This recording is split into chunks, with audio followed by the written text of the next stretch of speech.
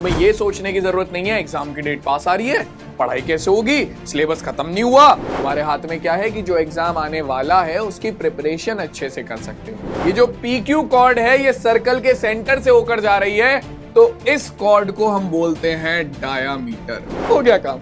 कितनी खुशी होती है ना एकदम से, इतना प्यारे प्यारे तरीके से थ्योरम प्रूव हो जाए। सर्कल के सेंटर से और कॉर्ड के मिड पॉइंट को अगर तुम मिलाते हो तो वो लाइन जो है वो कॉर्ड पर परपेंडिकुलर होती है। रेक्टेंगल का एक एंगल तुमने 90 डिग्री प्रूव कर दिया तो आपका पैरेललोग्राम जो होता है वो रेक्टेंगल प्रूव होता है। हेलो बच्चों, तो भाई कैसे हो आप सभी? आई होप सारे बच्चे एकदम अच्छे होंगे, एकदम बड़े होंगे और एकदम अच्छे होंगे। तो बच्चों welcome to this amazing platform of Physics Wallah. क्या हाल चाल है भाई तुम लोगों के? आई होप तुम लोगों की पढ़ाई बहुत अच्छी चल रही होगी एंड आई होप तुम लोग बिल्कुल भी टेंशन नहीं ले रहे होगे। आज के सेशन की शुरुआत तुम्हारी इसी चीज से करते हैं, ठीक है। इंट्रो वगैरह तुम लोगों को सबको पता ही है, तुम लोग काफी टाइम से देख रहे हो। नाम कमल कौशिक है, बालक प्यार से K² बुलाते हैं, मैथ्स पढ़ाना मेरा काम है। लेकिन आज मैं बात करने वाला हूं तुम लोगों के बारे में थोड़ा सा, ठीक है। सेशन स्टार्ट करेंगे, तुम्हें दिख रहा है कि आज सर्कल की स्प्रिंट होने वाली है, तो शुरुआत करेंगे सर्कल को पूरा रिवाइज करेंगे। बट पहले थोड़ा सा तुम लोगों से बात कर लेते हैं। आज रिसेंट के कमेंट्स वगैरह मैंने तुम लोगों के देखे, ठीक है, वीडियोस पे, तो मुझे समझ में आया कि यार तुम लोगों के एग्जाम बहुत पास आ चुके हैं, ठीक है, और तुम्हें लग रहा है डर, ठीक है, तुम्हारी हो रखी है हालत खराब अभी, ठीक है, कि सर क्या होगा, कैसे होगा, क्या करेंगे, रिजल्ट कैसा आएगा, घर वाले क्या बोलेंगे, बाहर वाले क्या बोलेंगे, 50 तरीके की चीजें तुम्हारे दिमाग में घूम रही हैं, ठीक है, और तुम लेकर बैठे हो फालतू की टेंशन। सुनो मेरी बात, जस्ट एक चीज मैं तुम लोगों को बता रहा हूं, चीजों की जितनी ज्यादा टेंशन लोगे उतना ज्यादा तुम टाइम खराब करोगे ओवर थिंकिंग में, चीजों को सोचने में और परेशान होने में, ठीक है। तो चीजों को उतना सोचो जितना जरूरी है। अभी केवल तुम्हें सिर्फ इतना सोचना जरूरी है कि हाँ एग्जाम की डेट पास आ रही है तो मुझे उसके लिए प्रिपरेशन करनी है। तुम्हें यह सोचने की जरूरत नहीं है एग्जाम की डेट पास आ रही है, पढ़ाई कैसे होगी, सिलेबस खत्म नहीं हुआ, पापा क्या कहेंगे, रिजल्ट कैसा आएगा। अरे भाई रुक जा, मेरी बात सुन ले थोड़ा सा, है ना। इतना ओवर थिंकिंग करने की क्या जरूरत है। ये जो एक नया तुम्हें कीड़ा लग जाता है ना, नया नया जो लोगों को आजकल लग गया है कि एक चीज को लेके 50 रिजल्ट्स पहले से सोच के रख लेने का, सुन लो, थोड़ा सा सब्र रखो, ठीक है। और जो चीज अभी तुम्हारे हाथ में है उस चीज पर काम करो, ना कि जो चीज आगे आने वाली है, ठीक है। तो अभी तुम्हारे हाथ में क्या है कि तुम तैयारी कर सकते हो अपने एग्जाम की। तुम्हारे हाथ में क्या है कि जो एग्जाम आने वाला है उसकी प्रिपरेशन अच्छे से कर सकते हो। तो अभी केवल उस पर ध्यान दो, सिलेबस को कंप्लीट करने पर ध्यान दो, जो टॉपिक्स तुम पढ़ रहे हो उन्हें अच्छे से पढ़ने पर ध्यान दो, ठीक है। ये सोचने में अपना टाइम खराब मत करो अभी कि रिजल्ट कैसा आएगा या फिर आपका घर वाले क्या बोलेंगे। अरे भाई जब जो जो बोलेगा तब सुन लेंगे ना यार, ठीक है, सीधी सी बात है। मैं तो यही चीज बोलता हूँ, जब कोई जो बोलेगा तब सुनेंगे, तब उसके बाद क्या करना है वो तब देखेंगे। अभी जो चीजें हाथ में है पहले उन पर काम कर लेते हैं, ठीक है। पहले जो तुम्हारा रिजल्ट आएगा वो तब बाद में आएगा, अभी तुम्हारे हाथ में है प्रिपरेशन, तो प्रिपरेशन पे ध्यान दो, अपनी तैयारी पे ध्यान दो, अपनी तैयारी को स्ट्रांग करो, ठीक है। रिजल्ट अपने आप ठीक हो जाएगा। मेरे लाल, तुम्हें समझ में आ गया होगा मैं क्या कहना चाह रहा हूं, आई होप। और अब तुम फालतू की चीजों को सोचने की जगह अपना पढ़ाई पे ध्यान दोगे, अपने दिमाग को थोड़ा शांत रखोगे। ऑलरेडी उस पर बहुत प्रेशर है भाई, ठीक है, ज्यादा प्रेशर डालोगे फट जाएगा प्रेशर कुकर। तो इससे अच्छा है कि तसल्ली से उसे शांत रखो, बीमार पड़ जाओगे वरना फालतू में। बीमार पड़ने की जरूरत नहीं है, अभी केवल हमें बस अपना थोड़ा सा दिमाग को शांत रखना है, पढ़ाई पे ध्यान देना है, रिवीजन करते चलना है, काम हो जाएगा, ठीक है। चलो, तो आज का जो कार्यक्रम है तुम्हारे K² सर की क्लास में, उसे आगे बढ़ाते हैं, जिस पर डिस्कशन होने वाला है किस पर, सर्कल पे, ठीक है। तो लेंगे भैया चाय की चुस्की, ये रही हमारी चाय, ठीक है, इसकी लेंगे चुस्की। और टॉपिक देखो कौन कौन से कवर होने वाले हैं भैया, जो भी टॉपिक है, जो भी थ्योरम इंपॉर्टेंट है वो सारी मैं सॉल्व कराऊंगा, ठीक है। मतलब जो जो टॉपिक, जो जो थ्योरम ऐसी हैं जो कि एग्जाम में आ जाती हैं, उन सबको मैं प्रूव कराऊंगा प्रॉपर, ठीक है। सब पर बेस्ड कुछ कुछ क्वेश्चन करेंगे, ठीक है। कुछ कुछ क्वेश्चन मैं एनसीईआरटी से भी उठा लूंगा, मोबाइल फोन में एनसीईआरटी खुल जाती है, 2 मिनट में उठा लूंगा, हाथों हाथ सॉल्व कर लेंगे उन्हें, ठीक है। और बाकी तो चलता रहेगा, ठीक है, कहानी आगे। तो शुरुआत करते हैं, क्या टॉपिक है, angle subtended bye a cord on a point, ठीक है, कि मतलब आपका सर्कल की कॉर्ड जो है वो पॉइंट पर कौन सा एंगल सबटेंड करती है और किस टाइप का सबटेंड करती है, तो प्रूव करेंगे, उससे रिलेटेड थ्योरम है। Perpendicular from the centre of to a chord, ठीक है, ये प्रूव करेंगे, ये क्लास 10th में भी बड़ी काम आती है, ठीक है, equal chords and their distance from the centre, ये हो गया। इसके अलावा angle subtended by an arc of a circle, और फिर साइक्लिक क्वाड्रिलेटरल्स। ठीक है, इन सबको आज की क्लास में कवर करेंगे, एक एक करके सारे टॉपिक्स को देखेंगे। जो इंपॉर्टेंट थ्योरम है उन्हें प्रूव करेंगे, सारी थ्योरम्स को प्रूव नहीं करेंगे, पहले ही बता दे रहा हूं। जो इंपॉर्टेंट थ्योरम है जो एग्जाम में आती है उन्हें प्रूव करेंगे। ठीक है, बाकी ऐसा नहीं है कि भैया सर सारी करा दो, सारी करा दो, सारी नहीं आती है एग्जाम में, उन पर बेस्ड क्वेश्चन आते हैं तो उन क्वेश्चंस को सॉल्व करेंगे। ठीक है, कहानी समझ में आ गई? समझ में आ गई, आगे बढ़ा दें सीधा, चलो ठीक है, skip to the good part, आ जाओ भाई। तो सबसे पहले स्टार्ट करते हैं सर्कल से। तो सर्कल होता क्या है, सुनो मेरी बात। सर्कल कुछ नहीं है, देखो एक सेंटर से, मान लो तुम्हारे पास एक फिक्स पॉइंट है, आ जाओ। ठीक है, यहां पर तुम्हें सारी चीजें समझाता हूं सर्कल से रिलेटेड। एक फिक्स पॉइंट लिया, ठीक है, एक फिक्स पॉइंट लिया, और इस एक फिक्स पॉइंट से इक्वल डिस्टेंस पे जितने भी पॉइंट है, मान लो ये 2 सेंटीमीटर का डिस्टेंस है, तो हमने 2 सेंटीमीटर के डिस्टेंस पर जितने भी पॉइंट है उन सबको मिला दिया, जितने भी पॉइंट है, ठीक है, उन सबको मिला दिया। तो जो फिगर रेडी होगी, जो फिगर रेडी होगी वही क्या है, वही है तुम्हारी सर्कल। ठीक है, जैसे कि तुम यहां पर भी देख सकते हो, यहां पर जस्ट वही एग्जांपल दिया हुआ है कि एक फिक्स पॉइंट से इक्वल डिस्टेंस पर हमारे पास अलग अलग पॉइंट्स हैं। ठीक है, हम जब इन सारे पॉइंट्स को मिला देते हैं,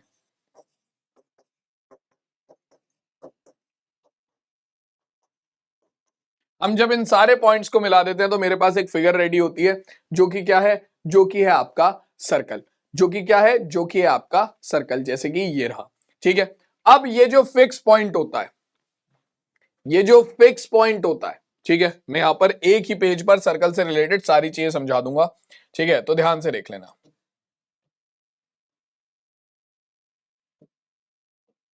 क्योंकि हमें जरूरत पड़ेगी इनकी। हाँ जी, तो ये जो फिक्स पॉइंट होता है, ठीक है, जिससे हम इक्वल डिस्टेंस पर सारे पॉइंट्स लेते हैं, जिससे हम इक्वल डिस्टेंस पर सारे पॉइंट्स लेते हैं, ठीक है, इस फिक्स पॉइंट को क्या बोलते हैं, इस फिक्स पॉइंट को हम बोलते हैं हमारा सेंटर।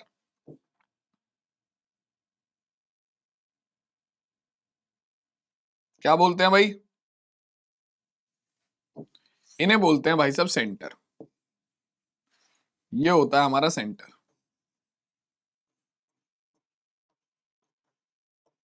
Centre of circle.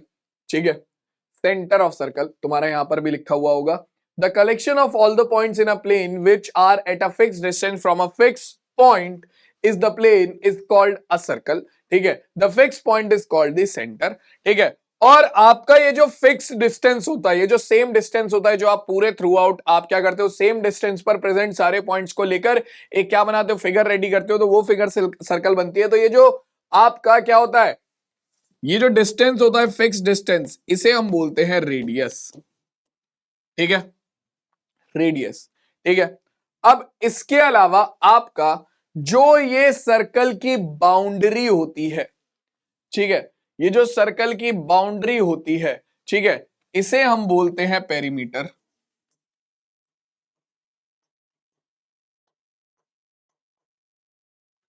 ठीक है, इसे हम बोलते हैं पेरीमीटर। ठीक है, और रेडियस की एक और डेफिनेशन भी इन जेनरिक यूज होती है कि सर्कल के सेंटर से सर्कल के पेरीमीटर तक का डिस्टेंस जो होता है वो रेडियस होता है। ठीक है, वो रेडियस होता है। इसके अलावा जब आपके सर्कल पर प्रेजेंट दो पॉइंट्स को आप मिलाते हो, सर्कल पर प्रेजेंट दो पॉइंट्स को जब आप मिलाते हो, जैसे कि मान लो यहां पर दो पॉइंट्स हैं हमारे ए और बी, ठीक है, तो जो लाइन बनती है, सर्कल पे प्रेजेंट दो पॉइंट्स को जब आप मिलाते हो तो जो लाइन बनती है उस लाइन को हम बोलते हैं कॉर्ड। क्या बोलते हैं भाई, कॉर्ड। ठीक है, क्या बोलते हैं, कॉर्ड बोलते हैं। और जब ये कॉर्ड, जब कोई कॉर्ड, जब कोई कॉर्ड सर्कल के सेंटर से होकर जाती है, जैसे कि मान लो ये कॉर्ड है आपका पी क्यू, और ये पी क्यू कॉर्ड जो है ये सर्कल के सेंटर से होकर जा रही है। ये पी क्यू कोड जो है, मान लो ये जो सर्कल का सेंटर है ये आपका हो गया ओ, तो ये जो पी क्यू कॉर्ड है, ये जो पी क्यू कॉर्ड है ये सर्कल के सेंटर से होकर जा रही है, तो इस कॉर्ड को हम बोलते हैं डायामीटर।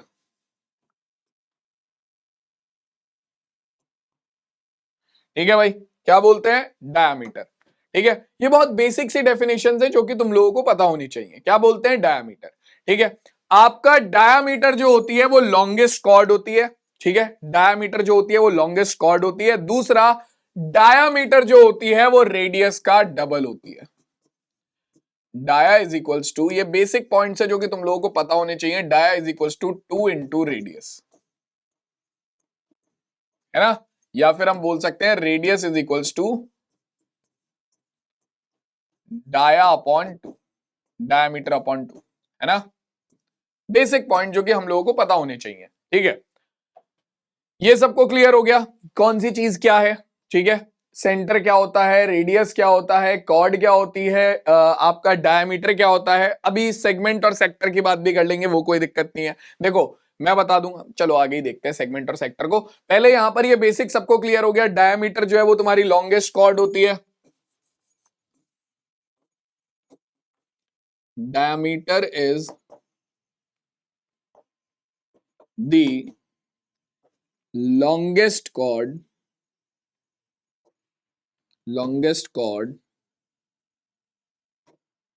of circle। ठीक है, तो डायमीटर तुम्हारी क्या होती है? लॉन्गेस्ट कॉर्ड होती है सर्कल की। ठीक है, अब यहां पर ये जो बेसिक चीजें हमने पढ़ी हैं यही चीजें आगे लिखी हुई हैं, मैंने एक पेज पर क्लियर कर दी है, यहां पर ये अलग अलग पेज पर तुम्हें नोट्स के फॉर्म में मिल जाएंगी। ठीक है, जो कि प्रॉपर डेफिनेशन के साथ लिखी हुई है। लिखा हुआ है the fix point is called the centre of the circle and the fix distance is called the radius of the circle. जो चीज मैंने तुम्हें यहां पर रेडियस और सेंटर के बारे में एक्सप्लेन करी थी। इसके अलावा आगे रेडियस की एक और डेफिनेशन है, the line segment joining the centre and any point on the circle is called radius of the circle. वही चीज जो मैंने बताई थी कि पैरामीटर से लेकर सर्कल के सेंटर तक का जो डिस्टेंस होता है उसे रेडियस बोलते हैं। तो रेडियस की दो डेफिनेशन मिल गई तुम्हें। इसके बाद हमारे पास क्या आता है? हाँ, ये चीज बहुत इंपॉर्टेंट है कि हमारा सर्कल जो होता है वो सर्कल की बाउंड्री पूरे प्लेन को 3 पार्ट्स में डिवाइड कर देती है। पहला कौन सा? पहला होता है सर्कल की बाउंड्री के अंदर वाला पार्ट, ठीक है, जो कि होता है interior part of the circle. ठीक है, दूसरा फिर सर्कल की बाउंड्री जिसे हम बोलते हैं सर्कल। ठीक है, और फिर उस बाउंड्री के बाहर का सारा पार्ट जो कि होता है एक्सटीरियर पार्ट। ठीक है, तो a circle divides the plane on which it lies into 3 parts. They are inside the circle which is called the interior of the circle, जैसे कि सर्कल के अंदर वाला पार्ट जो कि मैं ऑलरेडी एक्सप्लेन कर चुका हूं, इंटीरियर ऑफ द सर्कल होता है। फिर बाउंड्री जो होती है वो हमारा द सर्कल हो जाता है, और फिर इस बाउंड्री के बाहर वाला जो पार्ट होता है वो क्या होता है? एक्सटीरियर ऑफ द सर्कल हो जाता है। क्लियर हो गई बात? ये बहुत बेसिक सी चीजें हैं। ठीक है, अब इस बेसिक के बाद आता है आपका कॉर्ड। ठीक है, any straight line segment that both end points fall on the boundary of the circle is known as chord, या फिर any straight line joining 2 points lies on the circle are known as chord. ठीक है, तो cord की भैया definition मिल गई हमें। ठीक है, जो चीज मैंने एक्सप्लेन करी थी कि भैया देखो सीधी सी बात है, सर्कल पर प्रेजेंट 2 पॉइंट्स को जो ज्वाइन करती है वो लाइन सेगमेंट आपकी होती है क्या? वो लाइन सेगमेंट होती है आपकी कॉर्ड। और जब यही कोई कॉर्ड, जब ऐसी ही कोई कॉर्ड सर्कल के सेंटर से होकर चली जाए तो उस कॉर्ड को हम बोल देते हैं क्या? हमारा डायमीटर। तो डायमीटर क्या है? एनी स्ट्रेट लाइन सेगमेंट और chord which passes through the center of the circle and its end points connect the boundary of the circle is known as the diameter of circle। Simple सी बात है, ये चीज लिखने की जरूरत भी नहीं थी कि its end points connects on the boundary of the circle। क्यों? जब लिख दिया भाई कॉर्ड है तो सीधी सी बात है वो तो कनेक्ट कर ही रहा होगा बाउंड्री ऑफ द सर्कल के 2 पॉइंट्स को। तो सीधी बात है लिखो ये, any chord passing through the centre of the circle is known as diameter of the circle. ठीक है, तो in a circle diameter is the longest chord possible। ध्यान रखना इस चीज को, क्या? diameter is the longest chord possible। ये चीज याद होनी चाहिए। ठीक है, डायमीटर जो होती है वो लॉन्गेस्ट कॉर्ड होती है। ठीक है, इसके अलावा दूसरा रिलेशन मैंने बता ही दिया, डायमीटर क्या होता है, रेडियस का डबल होता है, diameter is equal to 2 into radius होता है, या फिर आप बोल सकते हो रेडियस क्या होता है, हाफ होता है डायमीटर का, radius is equal to diameter upon 2। ठीक है, ये चीज बेसिक क्लियर हो गई। अब इसके बाद आपके पास क्या आता है, इसके बाद आपके पास आता है आर्क। आर्क क्या होता है, तो सर्कल की बाउंड्री का कोई भी पार्ट उठा लो, सर्कल की बाउंड्री का कोई भी पार्ट उठा लो, वो आर्क हो जाएगा। ठीक है, फॉर एग्जाम्पल मान लो मैंने यहां ए से लेकर ये बी तक का पार्ट उठा लिया, तो ये ए से बी तक का जो पार्ट है ये क्या हो गया, ये तुम्हारा आर्क हो गया ए बी। ठीक है, ये जो छोटा वाला आर्क है इसे हम बोलते हैं माइनर आर्क, और फिर यहीं पर ए बी में तुम्हें दिख रहा है ये बड़ा वाला आर्क, ये बड़ा वाला आर्क भी तो ए बी है। ठीक है, ये बड़ा वाला आर्क भी तो ए बी है, तो इसे हम बोलते हैं मेजर आर्क। ठीक है, इसे हम बोलते हैं मेजर आर्क। जब भी हमें खाली आर्क बोलेगा तो हमें माइनर आर्क की कंसीडर करना है, मेजर नहीं कंसीडर करना। ठीक है, लिखा हुआ है any smooth curve joining two points known as arc, मतलब सिंपल सी बात है, आर्क और कुछ नहीं है, तुम्हारे दो पॉइंट्स तुमने ले लिए ये रे। ठीक है, और कोई भी कर्व जो कि इन दोनों पॉइंट्स को ज्वाइन कर दे, स्मूथ कर्व जो हो, ठीक है, वही तुम्हारा आर्क हो जाएगा। तो ये भी एक आर्क है, पी क्यू आर्क है ये। ठीक है, और सर्कल के केस में आर्क क्या होता है, बाउंड्री का कोई भी पार्ट। ठीक है, so in circle we can have two possible arcs, the bigger one is known as major arc and the smaller one is known as minor arc. मतलब अगर सर्कल के तुम कोई भी दो पॉइंट्स को, बाउंड्री पर प्रेजेंट दो पॉइंट्स को मिला देते हो तो तुम्हारे पास क्या बन जाएगा, एक आर्क बनेगा। ठीक है, जिनमें से भैया दो पार्ट्स बनेंगे, एक मेजर आर्क होगा और एक माइनर आर्क होगा। ठीक है, इस केस में तुम्हारे पास जो छोटा वाला आर्क है वो माइनर आर्क है, जो बड़ा वाला आर्क है वो मेजर आर्क है। ठीक है, क्लियर हो गई बात, समझ में आ गया। अब सर्कल के अंदर आता है सेक्टर। सेक्टर क्या होता है, जब आपका किसी सर्कल की दो रेडियस और एक आर्क मिलकर जो पार्ट बनाते हैं उसे हम बोलते हैं सेक्टर। फॉर एग्जांपल जैसे कि यहां पर मान लो आपका इस सर्कल के अंदर आपकी एक रेडियस हो गई ओपी और एक रेडियस हो गई आपका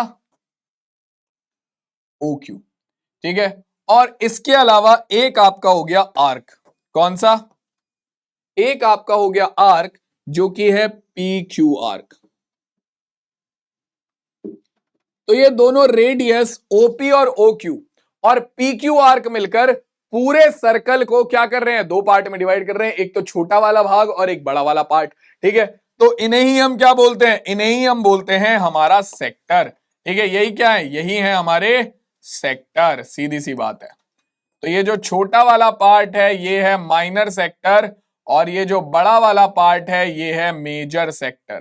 ठीक है, ये जो छोटा वाला पार्ट है ये है माइनर सेक्टर और ये जिसे मैं अभी व्हाइट कर रहा हूं ये है तुम्हारा कौन सा, माइनर सेक्टर, और फिर ये जो बड़ा वाला पार्ट है ये है तुम्हारा मेजर सेक्टर। ठीक है,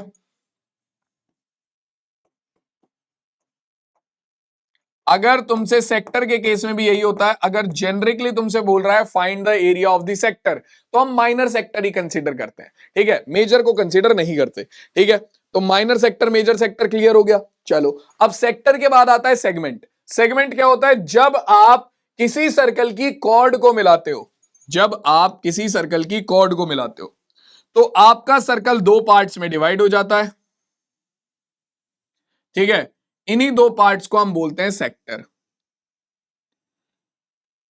जो छोटा वाला पार्ट होता है उसे बोल देते हैं माइनर सेक्टर। ठीक है, सॉरी सेक्टर तो हमने यहां पर कवर कर लिया ना, सेक्टर तो कवर कर लिया, बात आती है सेगमेंट की, सॉरी सेगमेंट की। हाँ, तो सेगमेंट क्या होता है, जब आप किसी सर्कल का कॉर्ड मिलाते हो, किसी सर्कल में कॉर्ड बनाते हो तो आपका सर्कल जो है वो दो पार्ट्स में डिवाइड हो जाता है, इन्हीं को हम बोलते हैं सेगमेंट्स। क्या बोलते हैं, सेगमेंट्स। ठीक है, तो जो छोटा वाला पार्ट होता है उसे हम बोलते हैं माइनर सेगमेंट और जो बड़ा वाला पार्ट होता है उसे हम बोलते हैं मेजर सेगमेंट। ठीक है, सेगमेंट और सेक्टर का यूज तुम्हारा अभी इतना नहीं होगा, बट जब तुम क्लास 10th में जाओगे वहां पर पूरा का पूरा एक चैप्टर है एरियाज रिलेटेड टू सर्कल, जिसमें तुम एरिया ऑफ सेक्टर और एरिया ऑफ सेगमेंट निकालना सीखते हो। ठीक है, तो वहां पर पूरा का पूरा ये चैप्टर ही इसी से रिलेटेड है। बट अपना ये जो टॉपिक है सर्कल से रिलेटेड, जो बेसिक आपकी डेफिनेशंस थी वो यहीं पर खत्म हो जाती है। क्लियर हो गई बात, आपको centre, radius, chord, diameter, sector, segment, सब क्लियर है?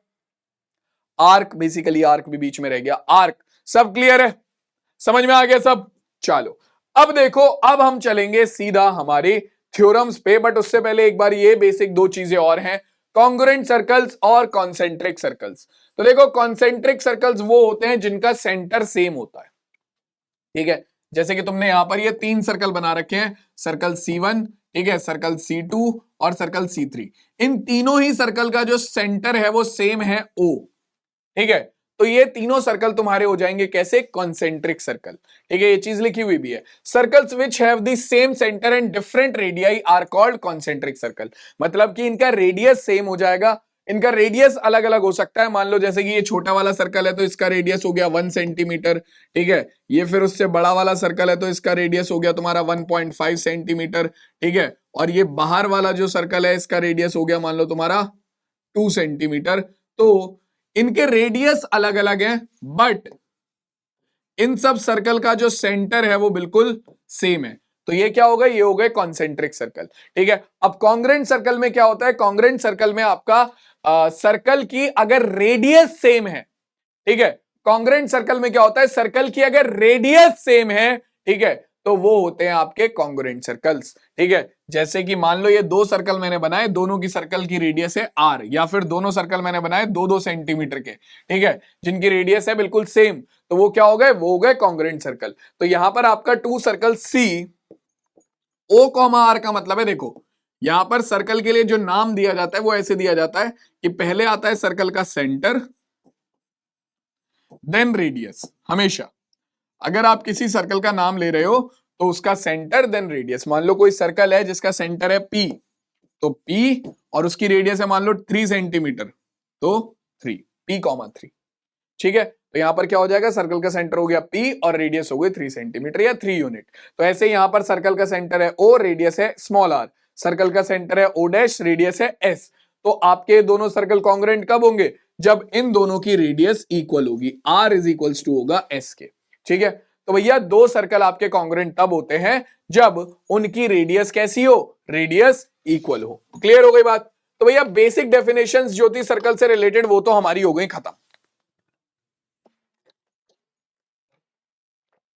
जो बेसिक कॉन्सेप्ट्स थे वो भी हो गए हमारे खत्म। अब आती है सीधा हमारी थ्योरम्स, ठीक है? तो सबसे पहली थ्योरम जो है आपका कॉर्ड, जो सबसे पहला आपका टॉपिक था, सबसे पहला टॉपिक क्या था? Angle subtended bye a cord on a point, ठीक है? अब उससे हमारी अलग अलग थ्योरम्स आती हैं, जिनमें से सबसे पहली थ्योरम जो हमारे सामने है, बहुत इंपॉर्टेंट है, इसे हम प्रूव करेंगे। और कॉन्ग्रुएंसी ऑफ ट्राइंगल याद रखना भाई, कॉन्ग्रुएंसी ऑफ ट्राइंगल भर भर के इस्तेमाल होगा यहाँ पर, ठीक है? कॉन्ग्रुएंसी ऑफ ट्राइंगल तुम्हारा पीछा नहीं छोड़ रहा है, क्वाड्रिलेटरल में भी आ गया था और यहां भी आएगा, ठीक है? क्या होगा भाई? ये कहता है कि equal chords of a circle subtend equal angle at the centre. मतलब अगर किसी सर्कल में मान लो 2 कॉर्ड हैं या 3 कॉर्ड हैं या 5 कॉर्ड हैं और उन सब की लेंथ इक्वल है, ठीक है, तो वो जो सर्कल पर एंगल बनाएंगे, सर्कल के सेंटर पर जो एंगल बनाएंगे वो बिल्कुल इक्वल होंगे। जैसे कि मान लो यहां पर तुम्हारे पास 2 कॉर्ड हैं AB और BC, ठीक है? ये 2 कॉर्ड है मान लो AB और BC। तो पहली कॉर्ड हो गई AB, थोड़ा सा अच्छे से देख लेते हैं, ठीक है? दूसरी कॉर्ड हो गई BC, सॉरी पहली कॉर्ड हो गई AB, दूसरी कॉर्ड हो गई CD, ठीक है? तो एंगल सबटेंडेड बाय AB कितना है? एंगल जो आपका सेंटर है यहां पर हमारा O, ठीक है? तो AB जो है वो सर्कल के सेंटर पर कौन सा एंगल बना रही है भाई? AB जो है वो सर्कल के सेंटर पर एंगल बना रही है, एंगल AOB, ठीक है? यानी कि ये वाला एंगल बन रहा है, ठीक है? और आपका जो CD है वो सर्कल के सेंटर पर कौन सा एंगल बना रही है भाई? एंगल COD, ठीक है? यानी कि आपका ये वाला एंगल बन रहा है। तो इस थ्योरम के अकॉर्डिंग अगर अगर ये दोनों कॉर्ड जो हैं वो इक्वल हैं, अगर इन दोनों कॉर्ड की जो लेंथ है वो इक्वल है, तो आपके ये सर्कल के जो सेंटर पर बने हुए एंगल होंगे ये भी इक्वल होंगे। सिंपल सी बात है कि आपकी किसी भी सर्कल में अगर दो कॉर्ड्स हैं वो सर्कल के सेंटर पर इक्वल एंगल बनाएंगी अगर उन दोनों कॉर्ड्स की लेंथ जो है वो इक्वल है। तो हम क्या करेंगे, हम इस थ्योरम को प्रूव करेंगे। ठीक है, तो शुरुआत करते हैं। प्रूव करने के लिए हम स्टार्टिंग करेंगे किससे, अपना चीजें एज्यूम करके, क्योंकि हमें नहीं पता है कि भैया सर्कल कौन सा है क्या नहीं है, तो हम एज्यूम करेंगे late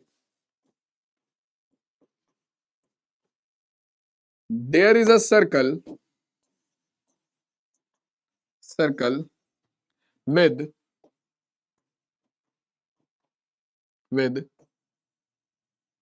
center O and radius R,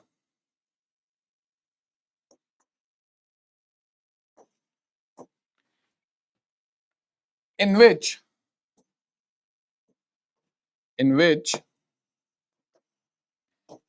AB and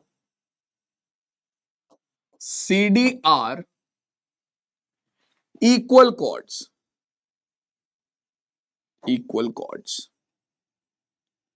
तो अब हमने प्रूव कर लिया, अब हमने एज्यूम कर लिया है, हमारे पास क्या है, हमारे पास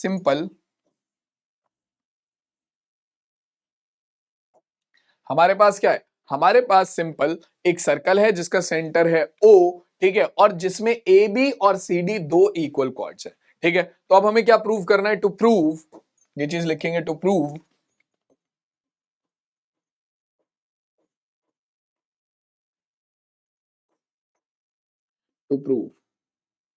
क्या प्रूव करना है भाई, अब हमें प्रूव करना है कि ये जो इक्वल कॉर्ड्स हैं ये हमारा सर्कल के सेंटर पर इक्वल एंगल सबटेंड करती है, यानी कि एंगल ए ओ बी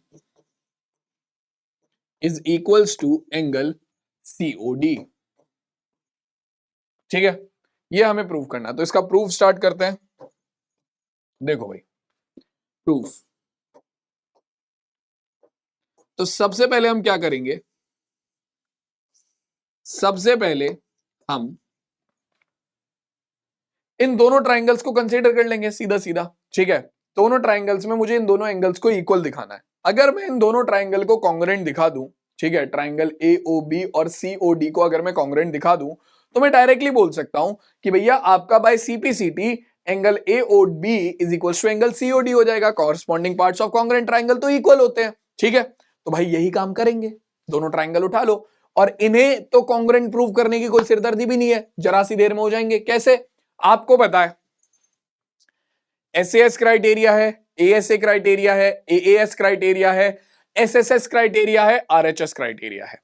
ठीक है, और मुझे पता है कि यहां पर आपकी जो कॉर्ड्स हैं वो इक्वल है, बाकी रेडियस तो इक्वल रहती है हमेशा, रेडियस तो एक सर्कल की हमेशा इक्वल ही रहती है। तो तुम्हें साफ दिख रहा है O A is equals to हो जाएगा ओ सी के, O B is equals to हो जाएगा ओ डी के, और A B is equals to C D हो गया। एक ट्राइंगल की तीन साइड दूसरे ट्राइंगल की तीनों साइड के इक्वल हैं। एस एस एस लग गई, हो गया काम। कितनी खुशी होती है ना एकदम से, इतना प्यारे प्यारे तरीके से थ्योरम प्रूव हो जाए, है ना, मजा आ गया। देखो अपने पास क्या आएगा भाई, देखो अपने पास आएगा इन ट्राइंगल, दोनों ट्राइंगल ले लो, in triangle A O B and triangle C O D, अपने पास क्या आएगा, अपने पास आएगा A O is equals to C O. ठीक है, रीजन भाई देखो हमें लिखना बहुत ज्यादा जरूरी है। तुम्हें पता है क्यों बराबर है, टीचर को भी पता है क्यों बराबर है, लेकिन वो चाहता है कि तुम उसे बताओ कि भैया क्यों बराबर है। ठीक है, हम नहीं मानेंगे ऐसे। एग्जाम में टीचर को चाहिए कि भैया तुमने क्यों बराबर लिख दिया, तुम्हें रीजन पता भी है या बराबर वाली की कॉपी में से टाप लिया, हाँ भाई दिखाइयो दिखाइयो दिखाइयो ऐसे करके टाप तो नहीं लिया। तो रीजन लिखना जरूरी है ना, कि AO is equal to CO है, तो इसका मतलब क्या है, क्यों है भाई AO is equal to CO, AO is equal to CO है क्योंकि AO और CO दोनों रेडियस हैं। ठीक है, दोनों रेडियस हैं। सेम इसी तरीके से आपका BO और OD, आपका OB और OD क्या है, OB AO is equal to CO हो गया। ठीक है, O B is equals to O D है। क्यों? क्योंकि ये भी दोनों रेडियस है। आपका O B is equals to है ओडी के। रीजन, दोनों की दोनों ये भी रेडियस है। ठीक है, और लास्ट में आपका बी ए या A B is equals to है डी सी या फिर सी डी के। क्यों? क्योंकि इक्वल कॉर्ड्स है, ये तो बोला गया है in which A B and C D are equal chords, ये तो हमें गिवन है। ठीक है, आपका B A is equals to D C. अरे बहुत बढ़िया। Given A B and C D are equal chords, तो या इसलिए दोनों इक्वल है।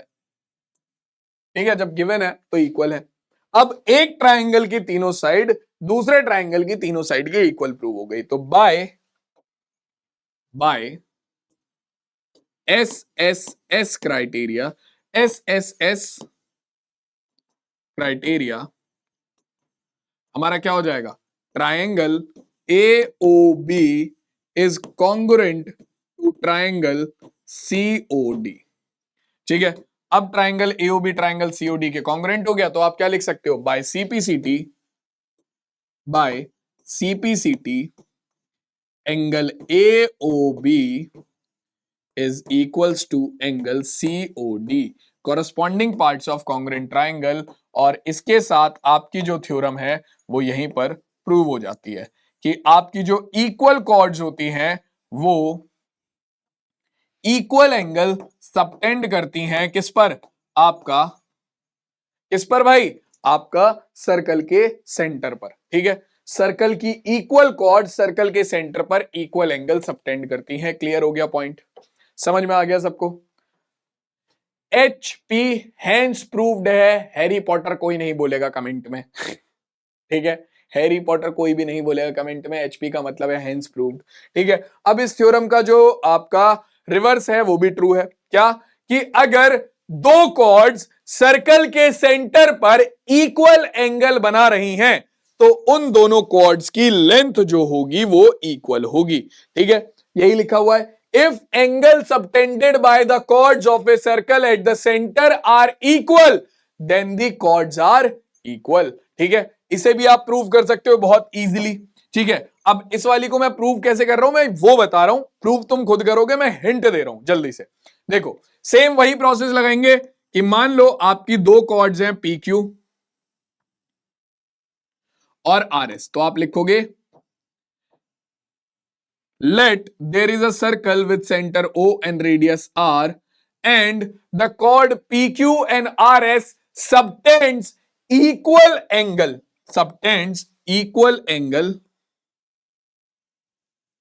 on the center। ठीक है, मतलब कि ये जो एंगल बना रही है ये इक्वल है। तो देखो भाई, आपका ध्यान से समझना इस चीज को, ध्यान से समझना इस चीज को। दोनों ट्राइंगल ले लेंगे, आपको प्रूव करना है कि भैया आपकी जो कॉर्ड की लेंथ है वो इक्वल है, क्योंकि सर्कल के सेंटर पर इक्वल एंगल बना रही है। तो आपको प्रूव करना है P Q is equal to R S. तो सेम चीज है कि अगर तुम इन दोनों ट्राइंगल को पीओ क्यू को और आर ओ एस को कॉन्ग्रुएंट प्रूव कर दो तो दोनों ट्राइंगल के लिए क्या हो जाएगा? आपका बाय सीपीसीटी आप लिख सकते हो P Q is equal to R S, आराम से लिख सकते हो। ठीक है, तो सबसे पहले देखो इन्हें कॉन्ग्रुएंट प्रूव करने का इंतजाम क्या है। तीनों साइड तो इक्वल नहीं हो सकती क्योंकि P Q is equal to R S नहीं दिया हुआ है, ये हमें प्रूव करना है। तो तीनों साइड तो इक्वल नहीं हो सकती, बचता क्या है आपका ए एस से आरएचएस, आरएचएस राइट एंगल नहीं है तो आरएचएस भी भूल जाओ। अब बचा एस ए या एएस, तो एस देखते हैं, और एस बहुत आराम से लग भी रहा है क्योंकि देखो आपके ट्राइंगल पी ओ क्यू की PO side triangle R O S की आर ओ साइड के इक्वल होगी। ठीक है, PO side R O side के इक्वल हो गई। क्यों भैया? क्योंकि आपके दोनों रेडियस है सर्कल की। ठीक है, angle PO Q angle R O S के इक्वल हो गया भाई। क्यों? क्योंकि गिवन है ये तो कि जो आपकी कॉर्ड्स हैं वो इक्वल एंगल सबटेंड कर रही हैं, गिवन है। ठीक है। और आपका ट्राइंगल पीओक्यू की ओक्यू साइड आपके ट्राइंगल आरओएस की ओएस साइड के इक्वल हो जाएगी। क्यों? क्योंकि दोनों सर्कल की रेडियस हैं। अब एक ट्राइंगल की दो साइड और उनके बीच का एंगल दूसरे ट्राइंगल की दो साइड और उनके बीच के एंगल की इक्वल प्रूव हो गया। तो यानी कि आपका कौन सा क्राइटेरिया लग गया? आपका लग गया एस ए एस क्राइटेरिया। और bye S S criteria you can say triangle POQ is congruent to triangle ROS, which means by CPCT you can say PQ is equals to RS। तो आपका prove हो गया कि भैया दो cord जो कि सर्कल के सेंटर पर इक्वल एंगल सबटेंड करती हैं वो आपस में भी इक्वल होती हैं। क्लियर हो गई ये बात? समझ में आ गई ये वाली थ्योरम भी? जल्दी से देखो भाई। बहुत बढ़िया। ठीक है, लिखने का तरीका सेम यही रहेगा जो मैंने लिखा है। पहले तुम सर्कल एज्यूम करोगे, उसके अंदर जो कंडीशन तुम्हें दी हुई है वो लिखोगे, फिर टू प्रूव लिखोगे। जैसे कि यहां पर अगली थ्योरम में क्या लिखोगे कि in there is a circle in which there is a circle with centre O and radius R in which radius P Q sorry chord P Q and R S subtend equal angles. ठीक है, सो उसमें फिर तुम्हें prove क्या करना है? To prove P Q is equals to R S. ठीक है, उसके बाद फिर तुम आगे का पूरा काम करोगे इन दोनों ट्राइंगल को कॉन्ग्रुएंट प्रूव करने का। ठीक है, क्लियर हो गई बात? ये थ्योरम भी क्लियर हो गई? जल्दी से बताओ, ये थ्योरम भी सबको क्लियर है? बहुत बढ़िया। अब इसके बाद आती है थ्योरम नंबर 3, या फिर मैं बोलूं perpendicular from the centre of the circle to the chord of a circle. ठीक है, कि भैया सर्कल के सेंटर से कॉर्ड पर अगर तुम एक परपेंडिकुलर डालते हो तो वो क्या करता है? तो ये डायरेक्ट थ्योरम आती है। ठीक है, और ये थ्योरम बोलती है कि सर्कल के सेंटर से अगर परपेंडिकुलर डालोगे सर्कल की किसी कॉर्ड पर तो वो उस कॉर्ड को बाइसेक्ट कर देगा, यानी कि दो इक्वल पार्ट्स में डिवाइड कर देगा। ठीक है, अब यही चीज पीछे लिखी हुई है, the perpendicular from the centre of a circle to a chord bisect the chord. मतलब कि भैया अगर मान लो ये सर्कल है, सर्कल का सेंटर है ओ से मैंने एक क्या करा, ओ से मैंने लिया और एक परपेंडिकुलर डाल दिया इसकी कॉर्ड पर। ठीक है, कॉर्ड पर मैंने एक परपेंडिकुलर उठाकर डाल दिया, मान लो ओ एक्स। ठीक है, ओ एक्स। तो ये जो ओ एक्स है ये तुम्हारी पूरी की पूरी कॉर्ड को दो इक्वल पार्ट्स में डिवाइड कर देगा, आपका ए एक्स और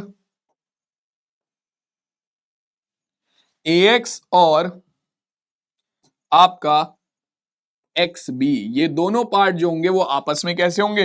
ये दोनों पार्ट्स आपस में इक्वल होंगे। ठीक है, ये आपकी ये वाली थ्योरम बोलती है। ठीक, कि भैया सर्कल के सेंटर से अगर कॉर्ड ए आपका ए बी पर अगर आप एक परपेंडिकुलर डालते हो तो वो क्या करती है? वो पूरी कॉर्ड को दो इक्वल पार्ट्स में डिवाइड कर देती है। क्लियर हो गई बात? समझ में आ गया यहां तक सबको? समझ में आ गया इतना सबको? क्लियर है? बहुत बढ़िया, आ गया, हो जाएगा आगे, कोई प्रॉब्लम नहीं है। चलो अब देखो यहां पर आपका इसे प्रूव कैसे करते हैं, इसे भी मैं सिखा देता हूं। ठीक है, वही पहले तो पूरा का पूरा तुम्हें थ्योरी लिखनी पड़ेगी कि late there is a circle with center O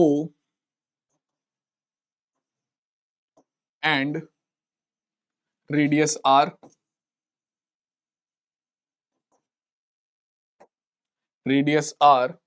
ठीक है। Let there is a circle with center O and radius R in which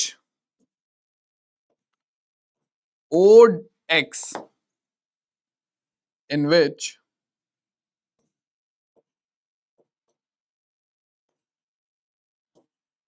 AB is a chord and OD is, अलग ही लिख देते हैं, and OD is, OD नहीं है, OX है, OX is perpendicular to AB। ठीक है, OX is perpendicular to AB। ठीक है, अब इसमें प्रूव क्या करना है? प्रूव करना है, टू प्रूव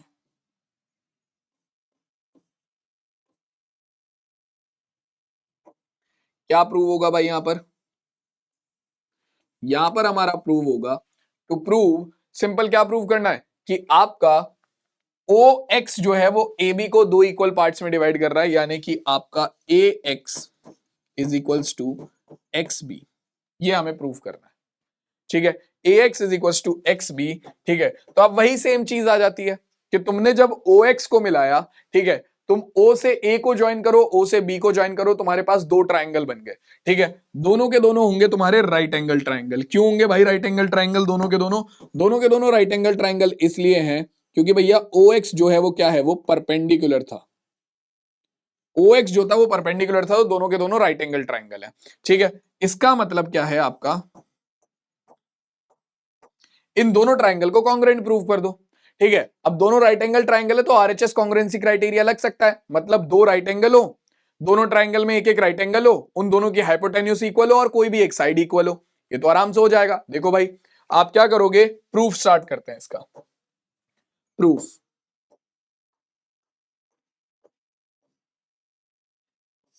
सबसे पहले आप लिखोगे बेसिक चीज, join A and B to O. सबसे पहले तो आपने ये करा कि ए और बी को ओ से ज्वाइन करा, क्योंकि आपने किया ही नहीं था अभी तक, तो अब किया है आपने, ठीक है। अब आप लोगे इन ट्राइंगल, इन ट्राइंगल कौन कौन से भाई, O X A, O X A and triangle O X B, ठीक है। अब इन दोनों ट्राइंगल को कॉन्ग्रुएंट अगर आपने प्रूव कर दिया तो आप बाय सीपीसीटी बोल सकते हो कि A X is equal to X B हो जाएगा, ठीक है। तो अब देखो क्या होगा, सबसे पहले तो आपका angle O X A is equals to angle आएगा ओ एक्स बी के, ठीक है। रीजन आपका ओ एक्स जो था वो परपेंडिकुलर था ए बी पर, तो ईच एंगल इज 90 डिग्री, ठीक है। तो आपका OX जो था वो AB पर परपेंडिकुलर था, तो जो ये दोनों एंगल होंगे 90 डिग्री होंगे। तो आपका OXA and OXB both are 90 degree. Clear हो गया, इतना पॉइंट समझ में आ गया।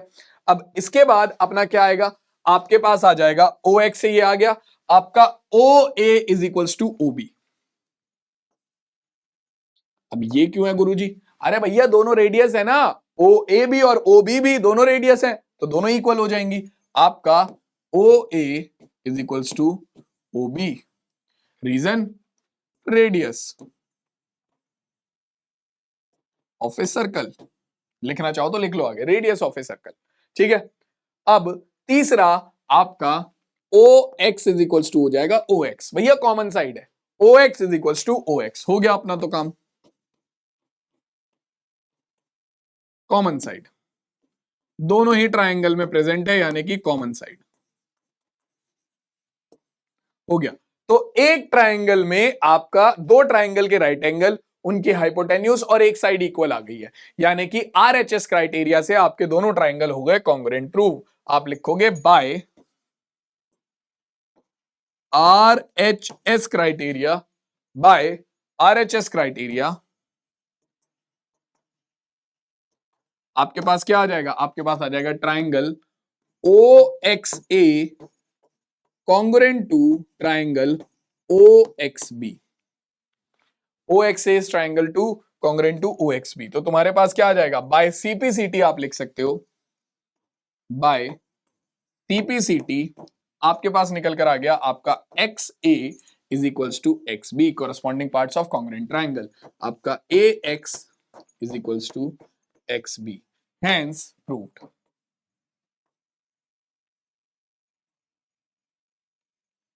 हैंस,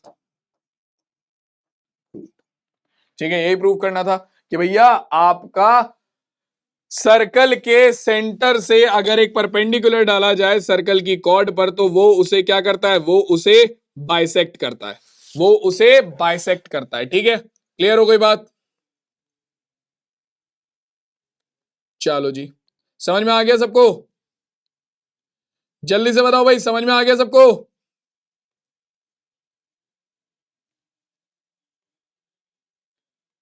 है ना? अब आगे बढ़ जाएं, आगे बढ़ जाएं, देखिए हमसे आगे क्या कह रहा है। देखो भाई आगे की कहानी क्या है, अगली थ्योरम हमसे बोलती है कि the line drawn through the centre of a circle to bisect a chord CHORD। Bisect a chord is perpendicular to the chord. मतलब कि देखो, अब ये थ्योरम पिछली वाली थ्योरम का रिवर्स है। क्या कि अगर सर्कल के सेंटर से सर्कल की एक कॉर्ड को बाइसेक्ट करने के लिए एक लाइन बनाई जाती है, यानी कि ये जो ए बी लाइन है ये बाइसेक्ट, ये जो ओ बी लाइन है ये बाइसेक्ट कर रही है किसे, AC को, तो आपको प्रूव करना है कि आपका ये जो ए बी है वो परपेंडिकुलर होगा किस पर, आपका AC पर। यानी कि आपको कोई भी एक एंगल दोनों साइड से 90 डिग्री दिखाना पड़ेगा। ठीक है, तो अब देखो AC एक लाइन है, इसे भी हम कैसे प्रूव करते हैं मैं बता देता हूं हाथों हाथ, 1 मिनट लगेगा। ठीक है, सीधी सी बात है, आपको क्या प्रूव करना है, आपको प्रूव करना है कि आपका OB जो है वो परपेंडिकुलर है AC पर, यानी कि आपको एंगल OBC या एंगल OBA इनमें से किसी एक को 90 डिग्री दिखाना पड़ेगा। ठीक है, कैसे दिखाएंगे, आप दोनों ट्राइंगल को कॉन्ग्रुएंट प्रूव करो। ठीक है, ट्राइंगल OBA और ट्राइंगल OBC को आप बोलोगे, बिल्कुल मैं बता रहा हूं कैसे प्रूव करना है। आप लिखोगे let there is a circle with centre O and radius R and OB is a line and BC in which BC is a chord, sorry, AC is a chord, AC is a chord and OB is a line joining the center of the circle and the midpoint of the chord AC। ठीक है, तो OB आपका mid point हो गया किसका, AC का। तो अब आप क्या करोगे, आप लोगे इन ट्राइंगल, आपको प्रूव क्या करना है, आपको प्रूव करना है एंगल OBC या एंगल OBA 90 डिग्री है। ठीक है, तभी प्रूव होगा कि OB जो है वो परपेंडिकुलर है AC पर। ठीक है, आप लिखोगे in triangle OBA and OBC। ठीक है, आपको पता है OA is equals to OC, radius of the circle. ठीक है, OA is equals to OC, radius of the circle. आपको पता है AB is equals to BC, क्यों, आपका B जो है वो मिड पॉइंट है AC का। ठीक है, AB is equals to BC, और इसके अलावा आपका OB is equals to OB। ठीक है, कॉमन साइड, एक ट्राइंगल की 3 साइड दूसरे ट्राइंगल की 3 साइड्स के इक्वल हो गई, यानी कि बाय S क्राइटेरिया आपके दोनों ट्राइंगल आपस में क्या हो जाएंगे, कॉन्ग्रुएंट हो जाएंगे। OBA is equals to OBC आ गया। ठीक है, आप लिख सकते हो by CPCT angle OBA is equals to angle OBC। ठीक है, आपको पता है लाइन पर बनने वाला एंगल कितने डिग्री का होता है, लाइन पर बनने वाला एंगल होता है 180 डिग्री का, यानी कि एंगल ABC जो है वो पूरा का पूरा 180 डिग्री का एंगल है। ठीक है, अब एंगल ABC कौन कौन से एंगल से मिलकर बना है, आपका एंगल ABO या OBA और OBC इन दोनों से ही मिलकर बना है, OBA प्लस एंगल OBC। ठीक है, इज इक्वल्स टू 180 डिग्री। अब angle OBA is equals to angle OBC है, तो यहां पर चाहे तो OBC की जगह पर OBA रख दो या फिर OBA की जगह पर OBC रख दो, तो आपके पास आ गया OBA plus angle OBA is equals to 180 degree. तो यहां से आ गया आपका 2 into angle OBA is equals to 180 degree, जिसे हम 2 से डिवाइड कर देंगे तो ये हो गया angle OBA is equals to 90 degree. तो एंगल OBA की वैल्यू आ गई 90 डिग्री, ये आ गया 90 डिग्री, विच मींस OBA की वैल्यू आ गई 90 degree, which means OB is perpendicular to AC। So OB is perpendicular to AC, और यही तो हमें प्रूव करना था। ठीक है, तो इस तरीके से प्रूव कर सकते हैं, मैंने ये थ्योरम शॉर्ट में तुम लोगों को समझा दिया। ठीक है, क्लियर हो गई बात, ये भी सबको समझ में आ गया, जल्दी से बताओ भाई, समझ में आ गया, चलो बहुत बढ़िया। अब आगे देखो अगला क्या कह रहा है। अब देखो ये जो हमने अभी तक थ्योरम पढ़ ली है, ठीक है, पहली थ्योरम कि भैया इक्वल कॉर्ड जो है वो इक्वल एंगल सबटेंड करती हैं, दूसरा ऐसी कॉर्ड जो इक्वल एंगल सबटेंड करती हैं वो आपस में इक्वल होती हैं, ठीक है, सर्कल के सेंटर पर। ठीक है, तीसरा आपका कॉर्ड से सर्कल के सेंटर से अगर कॉर्ड पर एक परपेंडिकुलर डालते हैं तो वो कॉर्ड को बाइसेक्ट करता है, और चौथा कि भैया सर्कल के सेंटर से और कॉर्ड के मिड पॉइंट को अगर तुम मिलाते हो तो वो लाइन जो है वो कॉर्ड पर परपेंडिकुलर होती है। ठीक है, ये हमने अभी तक पढ़ लिए हैं, इनके प्रूफ भी हमने देख लिए हैं। अब जरा इन पर बेस्ड एक दो क्वेश्चन देख लेते हैं, फिर अगली थ्योरम्स पर चलेंगे। ठीक है, कह रहा है to circles of radii 5 centimetre 3 centimetre intersect at 2 points, the distance between their centres is 4 centimetre, find the length of common cord. ठीक है, जैसे कि आपके दो सर्कल है,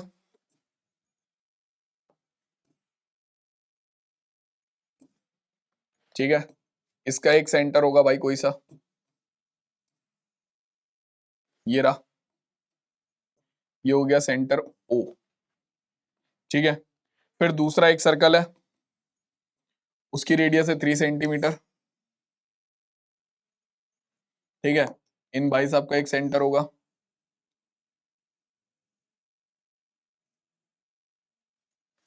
ठीक है, मान लो ये हो गया ओ डैश। ठीक है, और ये क्या कह रहा है, इन दोनों की रेडियस हमें पता है।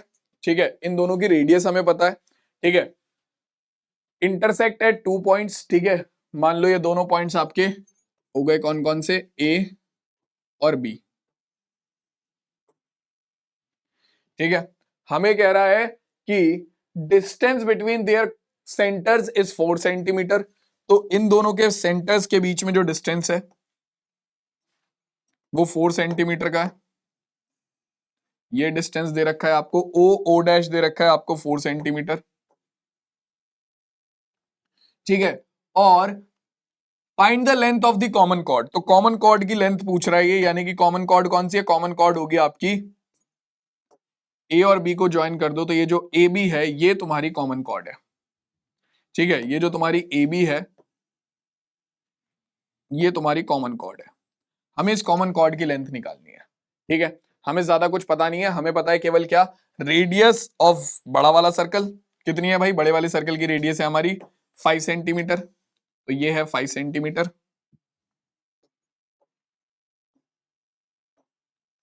और छोटे वाले सर्कल की जो रेडियस है वो कितनी है, वो है आपकी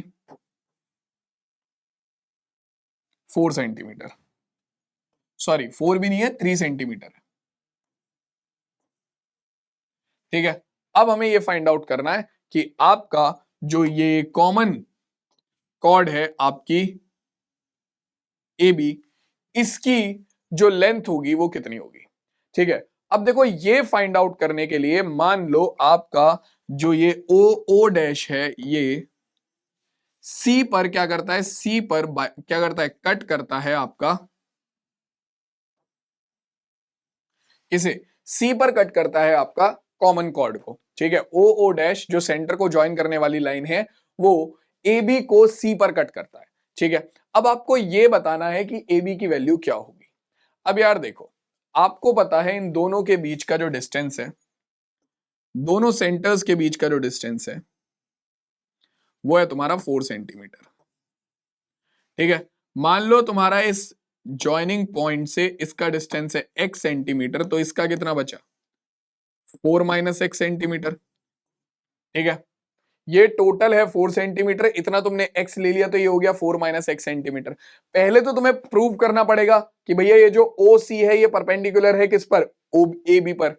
ठीक है, पहले तो तुम ये प्रूव करोगे, ये प्रूव करने के बाद तुम आगे क्या करोगे, ये प्रूव करने के बाद तुम आगे दिखाओगे क्या कि भैया सुनो मेरी बात, आपका परपेंडिकुलर है तो यानी कि ये इसे दो इक्वल पार्ट्स में डिवाइड करेगा, यानी कि ए सी इज इक्वल टू आ जाएगा फिर सी बी के। ठीक है, फिर तुम ए सी की वैल्यू निकालने की कोशिश करोगे, कैसे, या तो तुम्हें पता चल जाए, देखो तुम्हें पता चल जाएगा ये परपेंडिकुलर है, राइट एंगल ट्राइंगल होगा, तुम्हारे पास हाइपोटेन्यूस पहले से है, तुम ओसी निकालने की कोशिश करो पहले कि ओसी निकल जाए।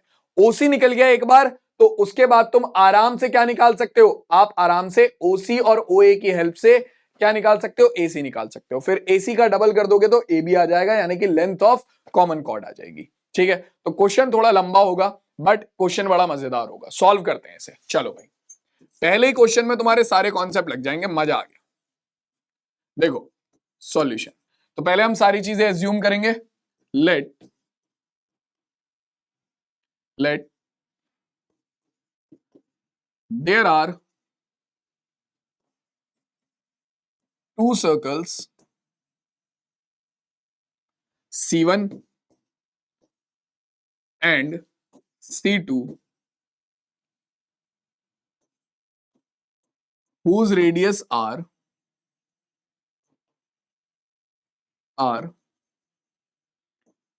5 centimeter and 3 centimeter respectively.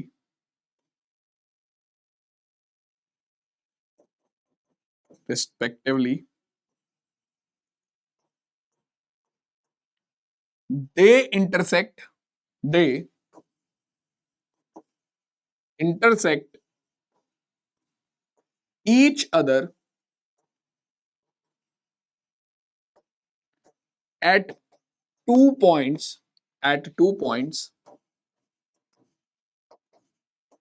A and B, ठीक है।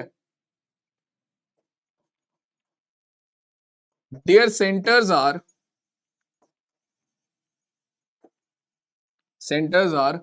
O and O dash, ठीक है।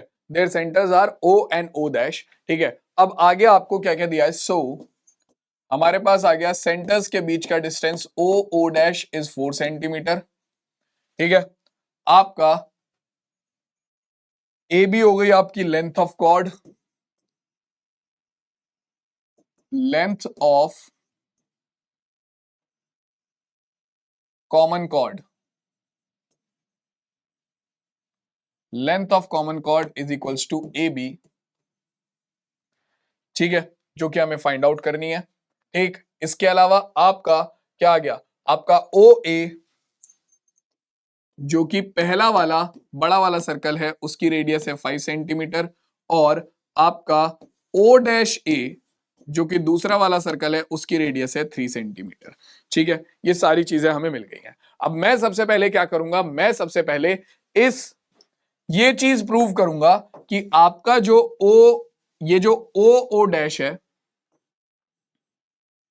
ये हमारा जो देखो ओ डैश जो है वो ए बी को सी पर इंटरसेक्ट करना है, ये भी लिखना पड़ेगा यार, तो ये भी लिख देते हैं। Their centres are O and O dash and line joining O and O dash intersect AB, intersect chord AB at point C, at point C। ये लो भैया, अब पूरा हो गया स्टेटमेंट, at point C, ठीक है। तो सारी चीजें जो हमने इस डायग्राम में बनाई वो हमने यहां पर लिख दी, ठीक है। अब हम क्या प्रूव करेंगे कि ये जो ओ सी है ये ए बी पर परपेंडिकुलर है। कैसे प्रूव करेंगे, इसके लिए मैं क्या करूंगा, मैं अपना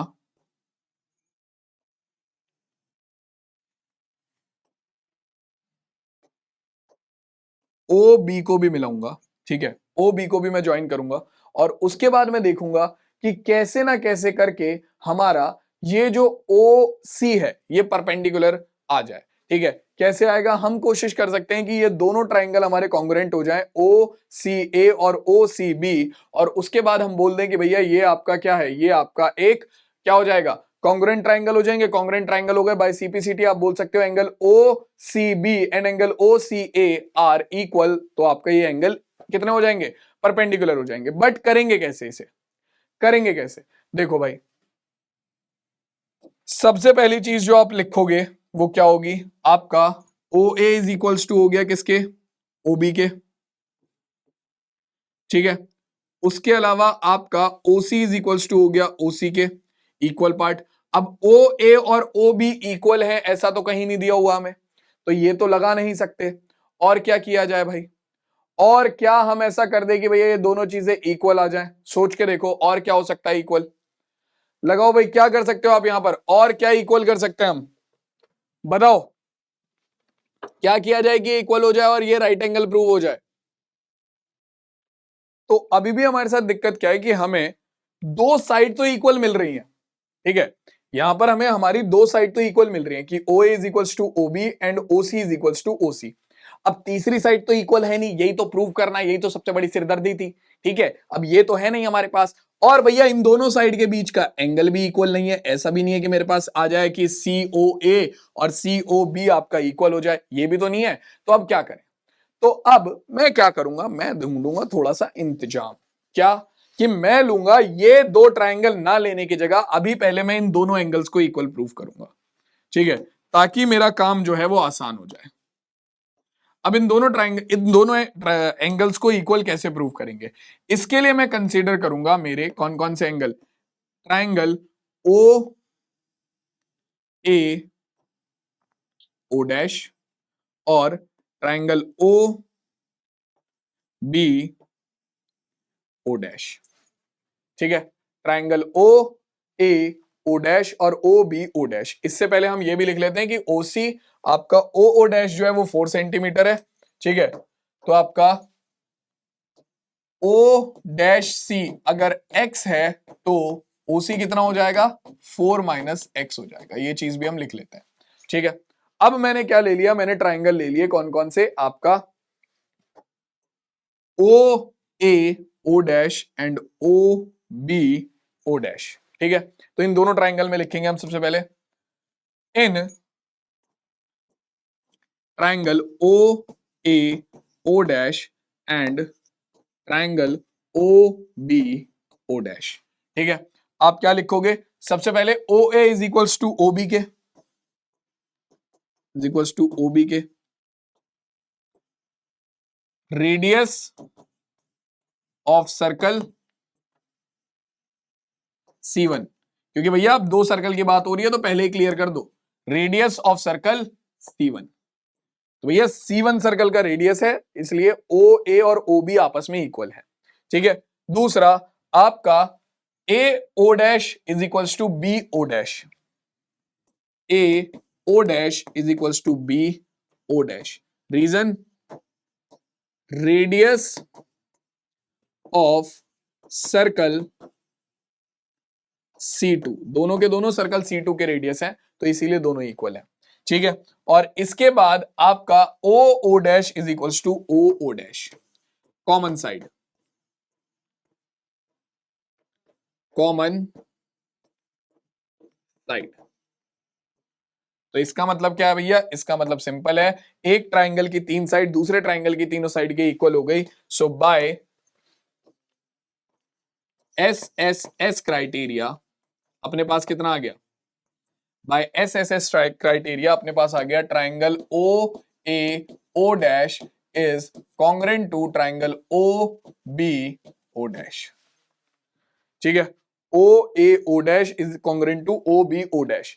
तो यानी कि ये दोनों ट्राइंगल कॉन्ग्रेंट आ गए। अब ये दोनों ट्राइंगल कॉन्ग्रेंट आ गए तो बाय सीपीसीटी तुम लिख सकते हो कि आपका एंगल ओ डैश ओ ए यानी कि ये वाला एंगल इक्वल हो जाएगा ओ डैश ओ बी के, इस वाले एंगल के। ठीक है, यही तो मुझे चाहिए था।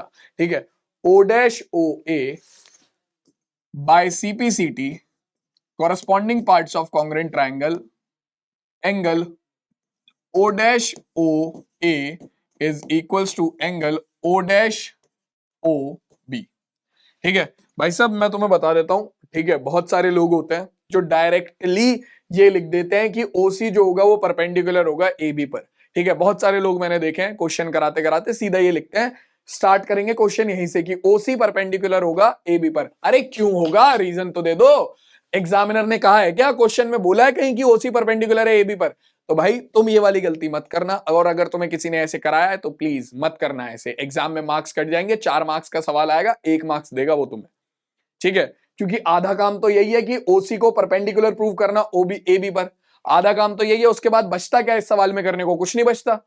देखो अब क्या होगा, तुम्हारे पास क्या आ जाएगा, इतना हो गया, तुमने एंगल ओ ओ ओ डैश ओ ए और ओ डैश ओ बी को इक्वल प्रूव कर दिया।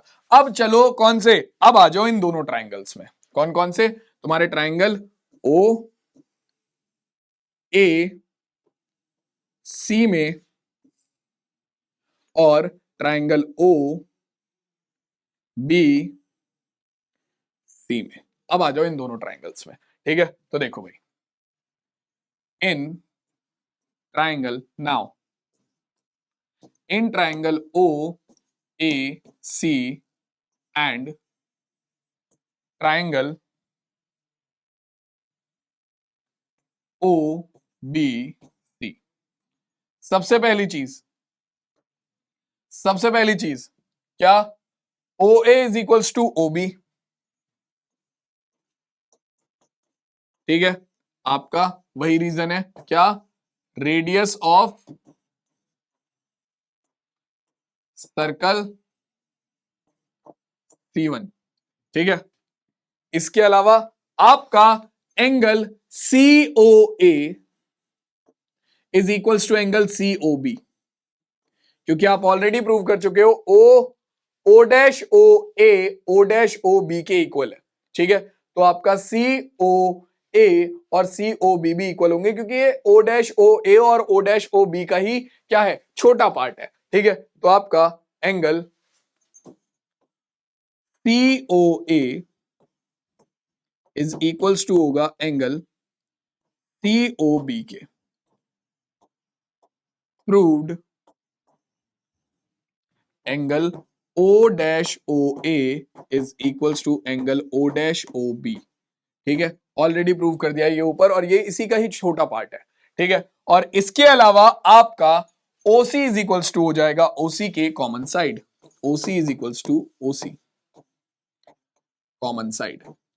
तो अब आपका काम हो गया, यानी कि अब आपके पास आ गया क्या, अब आपके पास निकल कर आ गया कि आपका एक ट्राइंगल की दो साइड और उनके बीच का एंगल दूसरे ट्राइंगल की दो साइड और उनके बीच के एंगल के इक्वल है। तो by SAS criteria, by SAS criteria triangle आपका OAC is congruent to triangle OBC। Simple सी बात है, OAC is congruent to triangle OBC। ठीक है, अब आपके दोनों ट्राइंगल कॉन्ग्रुएंट हो गए, तो बाय CPCT आप लिख सकते हो, बाय CPCT आपके दोनों ट्राइंगल कॉन्ग्रुएंट आ गए हैं, तो आप लिख सकते हो आपका angle OCA is equals to angle OCB। ठीक है, बाय CPCT आप लिख सकते हो triangle angle OCA is equals to angle OCB। ठीक है, OCA is equals to OCB। ठीक है, अब AB क्या है, AB क्या है, AB एक लाइन है। ठीक है, AB एक लाइन है, लाइन पर बनने वाला एंगल क्या होता है, लाइन पर बनने वाला एंगल होता है 180 डिग्री का, तो एंगल ACB हो जाएगा 180 डिग्री, जो कि दो एंगल से मिलकर बना है। तो angle ACB is equals to 180 degree, which means आपके पास आ गया क्या, आपके पास आ गया ACB दो एंगल से मिलकर बना है, OCA और OCB। ठीक है, इज इक्वल्स टू 180 डिग्री। तो तुम्हारे पास है OCA is equals to OCB, तो OCB की जगह पर रख देते हैं हम कितना, OCA is equals to 180 degree. तो हमारे पास आ गया 2 into angle OCA is equals to 180 degree, 2 से डिवाइड करेंगे तो ये हो जाएगा angle OCA is equals to 90 degree.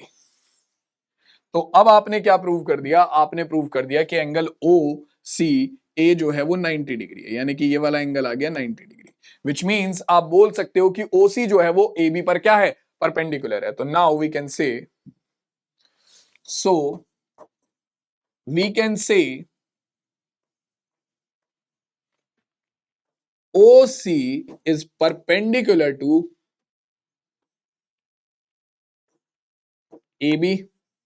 ठीक है, और अगर OC परपेंडिकुलर है AB पर, अगर OC परपेंडिकुलर है AB पर, तो O डैश आपका पूरी एक स्ट्रेट लाइन होगी। तो सेम इसी तरीके से आपका O डैश C भी परपेंडिकुलर होगा AB पर। ठीक है, O डैश C भी परपेंडिकुलर होगा आपका AB पर। ठीक है, तो इसी तरीके से O dash C is also perpendicular on AB। ठीक है, तो अब आप क्या बोलोगे कि भैया परपेंडिकुलर है, तो सीधी सी बात है ये तो बाइसेक्ट करेगा। सर्कल के सेंटर से, सर्कल के सेंटर से कॉर्ड पर परपेंडिकुलर उसे बाइसेक्ट करता है, तो OC जो है वो AB को बाइसेक्ट करेगा। तो आप लिखोगे बाय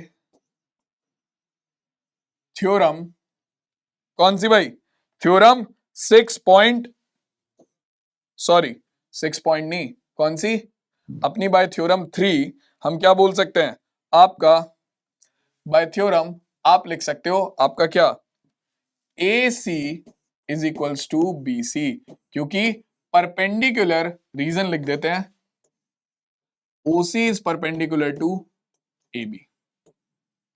ठीक है, OC is perpendicular to AB। ठीक है, अब भैया ये राइट एंगल ट्राइंगल भी प्रूव हो चुका है। ठीक है, तो अपने ट्राइंगल OCA में क्या लगा दो, अपने ट्राइंगल OCA में पाइथागोरस थ्योरम लगा दो। In triangle OCA in triangle OCA, अपने पास क्या आएगा, OCA, तो OC क्या होगा, राइट एंगल ट्राइंगल के OA हो गई क्या, हाइपोटेन्यूज, बाकी दोनों साइड के सम के स्क्वायर के सम के इक्वल हो जाएगा, तो OA का स्क्वायर इज इक्वल टू हो जाएगा OC का स्क्वायर प्लस AC का स्क्वायर। OA का स्क्वायर हो गया आपका इसके AC के स्क्वायर प्लस OC के स्क्वायर के इक्वल। OA की वैल्यू कितनी है भाई, OA की वैल्यू हमें पता है, OA की वैल्यू है 5 सेंटीमीटर, ठीक है, OC की वैल्यू हमारी 4 माइनस x सेंटीमीटर है, ठीक है, और आपका OC की वैल्यू, OC आ गई, OA आ गई, AC की वैल्यू, AC की वैल्यू कितनी है भाई, AC की वैल्यू हमें पता नहीं है, वो तो हमें निकालनी है, ठीक है, तो आपके पास आ गया OA इज इक्वल्स टू इतना 5 का square is equals to AC तो हमें निकालना ही है, तो AC का स्क्वायर प्लस 4 माइनस x का स्क्वायर, ठीक है, तो हमारे पास आ गया 5 का square 25 is equals to AC square is equals to 4 minus x का स्क्वायर करेंगे तो हो जाएगा 4 का square 16 plus x square minus कितना आपका माइनस के 4 टू जा 8x, ठीक है, ये आ गया आपके पास, क्लियर हो गया इतना सबको, ठीक है, तो यहां से हम क्या करेंगे, यहां से हम AC की वैल्यू निकाल लेते हैं, ठीक है, यहां से हम AC की वैल्यू निकालेंगे तो आपके पास क्या आएगा, देखो एक इक्वेशन तो तुम्हारी यहां से बनेगी, देखो भाई सीधी सी बात है, मैं बता देता हूं, एक इक्वेशन तो तुम्हारी यहां से बनेगी, अब इससे आगे तुम इसे खुद सॉल्व करना, ठीक है, एक इक्वेशन तो तुम्हारी यहां से बन गई, दूसरी इक्वेशन बनेगी आपका दूसरी साइड का ट्राइंगल, इन ट्राइंगल O'CA से, ठीक है, O'CA से, इन ट्राइंगल O'CA से, ठीक है, O'CA से क्या निकलेगा, आपके पास आ जाएगा आपका O'A का square is equals to O'C square plus AC square, आपका O'A square is equals to AC square plus O'C square, ठीक है, तो O'A स्क्वायर की वैल्यू कितनी है, O'A की वैल्यू है हमारी 3, तो 3 का square is equals to AC square plus आपका O'C की वैल्यू है x, तो x स्क्वायर। अब देखो सीधी सी बात है, तुम यहां से भी AC की वैल्यू निकाल सकते हो, AC स्क्वायर की वैल्यू यहां से निकाल लो, कितनी हो जाएगी भाई AC स्क्वायर की वैल्यू, इन सबको उठाकर इधर ले जाओ तो तुम्हारे पास आ जाएगा ये 25, ठीक है, 25 माइनस 16 कितना हो जाएगा, 25 माइनस 16 हो जाएगा 9, तो 8x माइनस प्लस का एक्स स्क्वायर इधर जाकर माइनस का एक्स स्क्वायर हो गया, और 25 माइनस 16 हो गया प्लस 9, ठीक है, इस वैल्यू को उठाकर यहां से AC स्क्वायर की ये वैल्यू आ रही है, इस वैल्यू को उठाकर यहां पर पुट कर दो, ठीक है, तुम्हारे पास क्या आएगा, 3 का स्क्वायर हो गया 9 is equals to AC square की वैल्यू है ये 8x माइनस एक्स स्क्वायर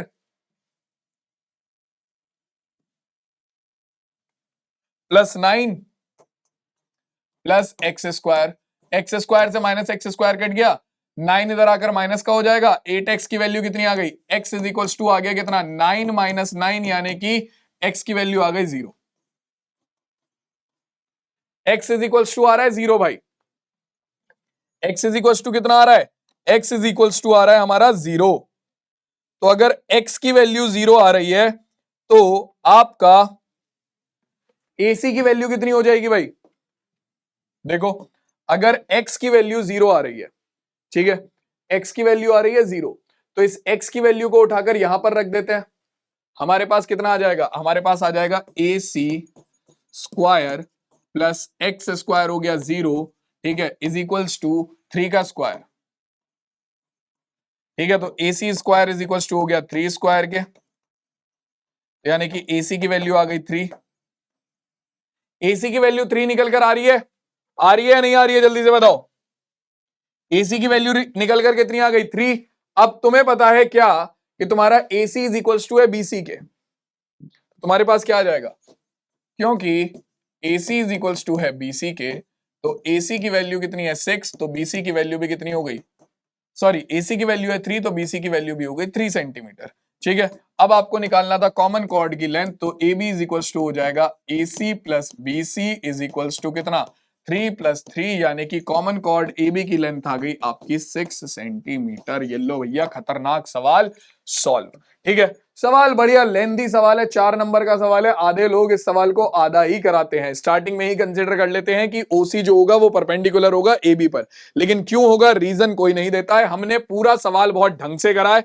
एक एक चीज डिटेल में करी है। ठीक है, कोई भी चीज हमने स्किप नहीं करी है, सारी चीजें मैंने करा दी है। ठीक है, चलो जी, अब ये क्वेश्चन हमारा यहीं पर खत्म हो जाता है। किसी बालक को इस क्वेश्चन में कोई डाउट है तो बताओ।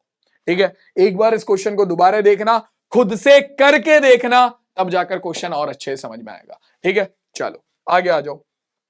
A circular park of radius 20 meter is situated in a colony. 3 boys, Ankur, Sayyad, and David, are sitting at equal distance on its boundary, having a toy telephone on in his hands to talk each other. Find the length of the string of each phone. चलो जी, ये बोल रहे हैं कि एक park है जिसकी radius है 20 मीटर। ठीक है, आपके 3 boys, Ankur, Sayyad, and David, are sitting at equal distance on its boundary, having a toy telephone in each of his hands. ठीक है, तो आपका एक पॉइंट पर बैठा है कौन, एक पॉइंट पर बैठा है आपका कौन, अंकुर। एक पॉइंट पर बैठा है भैया सैयद। ठीक है, और एक पॉइंट पर बैठा है डेविड। ठीक है, इनके बीच का जो डिस्टेंस है वो है सेम। आपका ये जो डिस्टेंस है ये है सेम दोनों का। ठीक है, ये डिस्टेंस है सेम। कह रहा है in his hand to talk each other, find the string of each phone. Each phone, हर एक फोन की स्ट्रिंग पता लगानी है, कितनी होगी आपकी। ठीक है, find the string of each phone, ये आपको पता लगाना है। ठीक है, आपका एक जगह अंकुर बैठा है, एक जगह सैयद बैठा है, एक जगह डेविड बैठा है। आपको पता लगाना है कि इस क्वेश्चन में आपकी स्ट्रिंग ऑफ ईच फोन कितनी होगी, जरा पता लगाओ। करो इस क्वेश्चन को सॉल्व, ट्राई करो कैसे होगा। देखो बताओ क्या कर सकते हैं यहां पर हम। चलो तो देखो, सबसे बेसिक चीज हमें क्या पता है, सबसे बेसिक चीज हमें ये पता है कि a circular park of a radius, basically 20 metre radius दे रखी है, हमें इतना पता है। ठीक है, और अगर मैं तुमसे बात करता हूं यहां पर, और हमें क्या चीज पता है, हमें पता है कि भाई ये दोनों लोग, ये तीनों लोग जो है वो इक्वल डिस्टेंस पर हैं। ठीक है, ये तीनों लोग जो है वो इक्वल डिस्टेंस पर हैं। ऐसा नहीं है कि भाई आपका ये भाई साहब तीनों अलग अलग जगह पर हैं, तीनों तीनों के तीनों जो है वो इक्वल डिस्टेंस पर है। तो तुम्हारा जो ए है मान लो वो यहां पर है, तुम्हारा जो सैयद है वो यहां पर है, ताकि ट्रायंगल हमारा थोड़ा इक्वल डिस्टेंस वाला लगे। ठीक है, और आपका जो डेविड है वो यहां पर है। ठीक है, अब अगर ये तीनों इक्वल डिस्टेंस पर हैं तो सीधी सी बात है कि भैया इनके बीच का जो डिस्टेंस होगा वो कैसा होगा, इक्वल होगा, यानी कि ये एक इक्विलेटरल ट्रायंगल बनाएंगे। ठीक है, सो लेट्स एज्यूम इनके बीच का जो डिस्टेंस है वो है x मीटर। तो ये जो बनाएंगे ये एक इक्विलेटरल ट्रायंगल बनाएंगे। ठीक है, हम यहां से क्या करेंगे, हम यहां से सर्कल के मतलब इस एस पॉइंट से एक क्या करेंगे, परपेंडिकुलर डालेंगे। मैं तुम्हें इस क्वेश्चन को करने का हिंट दे रहा हूं, यहां से हम एक परपेंडिकुलर डालेंगे डी एस, चलो ए भी आ गया, डी भी आ गया, एक्स भी आ गया, तो मान लो एस पी ले लेते हैं इसे। ठीक है, और ये सर्कल के सेंटर से पास होगा ओ। ठीक है, तो आपने यहां से एक परपेंडिकुलर डाला, तो यानी कि ये इसे बाइसेक्ट करेगा। ये क्या करेगा, ये इसे बाइसेक्ट करेगा। तो आपका एपी की वैल्यू हो गई x/2 और डीपी की वैल्यू भी हो गई x/2। ठीक है, आप O से S को मिलाओगे, मतलब O से A को मिलाओगे। ठीक है, और आप क्या करोगे, देखो आप पहले लगाओगे ट्राइंगल APS में पाइथागोरस थ्योरम। ठीक है, तो AS का square AP square plus SP square के। ठीक है, उसके बाद आपको पता है आपका जो SP हो जाएगा वो किसके इक्वल होगा, वो होगा आपका OS प्लस OP के इक्वल। ठीक है, तो अगर आप यहां से ओपी की वैल्यू निकालते हो तो कितना होगा, ओपी की वैल्यू हो जाएगी आपकी S P minus O S. O S क्या है, ओ एस है हमारी रेडियस, ठीक है, तो रेडियस की वैल्यू है 20 मीटर, तो ओपी इज इक्वल्स टू हो जाएगा एस पी माइनस 20 मीटर, ठीक है, एस पी माइनस 20 मीटर। तो यानी कि आपका काम यहां पर हो गया, ठीक है। आप ट्राइंगल एपीओ में फिर से क्या लगाओगे, पाइथागोरस थ्योरम लगाओगे, ठीक है। पाइथागोरस थ्योरम लगाने के बाद आपके पास क्या आएगा, आपके पास फिर से यहां से आप क्या करोगे, फाइनली एक्स की वैल्यू निकालोगे, क्योंकि ओ ए की वैल्यू तो तुम्हें पता है, ओ ए क्या है, ओ ए है रेडियस, तो यानी कि ये भी 20 मीटर होगा, ठीक है। तो ओ ए की वैल्यू तुम्हें पता है, एपी की वैल्यू है x/2, ओपी की वैल्यू तुम ऑलरेडी निकाल चुके हो एसपी माइनस 20, ठीक है। एसपी तो तुम्हें तुम्हारा है ही क्या पहले से, ठीक है। कैसे निकल जाएगा, जब तुम एएसपी में राइट एंगल ट्राइंगल की वैल्यू लगाकर अपना एसपी की वैल्यू निकाल लोगे, उस एसपी की वैल्यू को यहां पर रखोगे ओपी में और सॉल्व करके तुम्हारे यहां से एक्स की वैल्यू निकल कर आएगी, शायद 20√3 निकल कर आएगी समथिंग, ठीक है। तो वो तुम देख लेना, एक्स की वैल्यू 20√3 समथिंग आएगी, जहां से तुम आराम से इस क्वेश्चन का आंसर कर सकते हो। तो इस तरीके से तुम इस क्वेश्चन को सॉल्व कर सकते हो। अपने पास टाइम तो है थोड़ा कम है, ठीक है, और हमें आगे की थ्योरम्स जो है वो भी कवर करनी है, तो सीधा हम आगे चलते हैं और अपना जो अगला क्वेश्चन है वो भी देखते हैं। अगली क्वेश्चन नहीं, अगली थ्योरम जो है वो देखते हैं, ठीक है। अगली जो थ्योरम है हमारी, हम वो चेक करते हैं, ठीक है, कि हमारा अगला क्वेश्चन हमसे क्या कह रहा है। देखो भाई, अगली थ्योरम हमसे कहती है कि थ्योरम नंबर 5 ये कहती है equal chords of a circle और congruent circles are equidistant from the centre. मतलब अगर किसी सर्कल में आपका दो कॉर्ड्स हैं जो कि इक्वल हैं, ठीक है, तो वो सर्कल के सेंटर से इक्वल डिस्टेंस पर होंगी। पहले तो तुम्हें ये चीज क्लियर होनी चाहिए कि किसी लाइन का अगर तुम्हें किसी पॉइंट से क्या निकालना है, किसी लाइन का अगर तुम्हें किसी पॉइंट से डिस्टेंस निकालना है तो कैसे निकालते हैं। मान लो ये आपकी एक लाइन हो गई ए बी और आपको एक पॉइंट ओ से इसका डिस्टेंस निकालना है, तो कैसे निकालोगे। किसी भी पॉइंट से किसी भी लाइन का डिस्टेंस निकालने का तरीका क्या होता है, उस पॉइंट से उस लाइन पर एक परपेंडिकुलर बनाओ, ठीक है। तो वो जो उस परपेंडिकुलर की लेंथ होगी वही तुम्हारा क्या होगा, वही तुम्हारा distance of the point from the line होगा, ठीक है। तो यानी कि अगर आपको ये बोल रहा है कि किसी सर्कल के अंदर, ठीक है, दो इक्वल कॉर्ड्स है, ठीक है, तो उनकी जो बीच का क्या होगा, उनके जो डिस्टेंस होगा सेंटर से वो इक्वल होगा। तो सेंटर से डिस्टेंस कैसे निकालेंगे, मान लो दो कॉर्ड है तुम्हारे पास ए बी और सी डी, तो इनका सेंटर से डिस्टेंस कैसे निकालेंगे, ए बी पर एक परपेंडिकुलर डालेंगे और सी डी पर एक परपेंडिकुलर डालेंगे, ठीक है, और इन दोनों की वैल्यू इक्वल होगी इस थ्योरम के अकॉर्डिंग। मतलब distance from the centre to the equal chords are always equal, ठीक है। और सेम चीज तुम्हारा किसमें, कॉन्ग्रुएंट सर्कल में होगा। मतलब कि अगर रेडियस सेम है दो सर्कल की और उसके अंदर इक्वल लेंथ की दो कॉर्ड्स आ जाती हैं तो उनका भी डिस्टेंस क्या होगा, आपस में सेम होगा, ठीक है। अब देखो इसे प्रूव कैसे करना है थ्योरम को मैं बता देता हूं।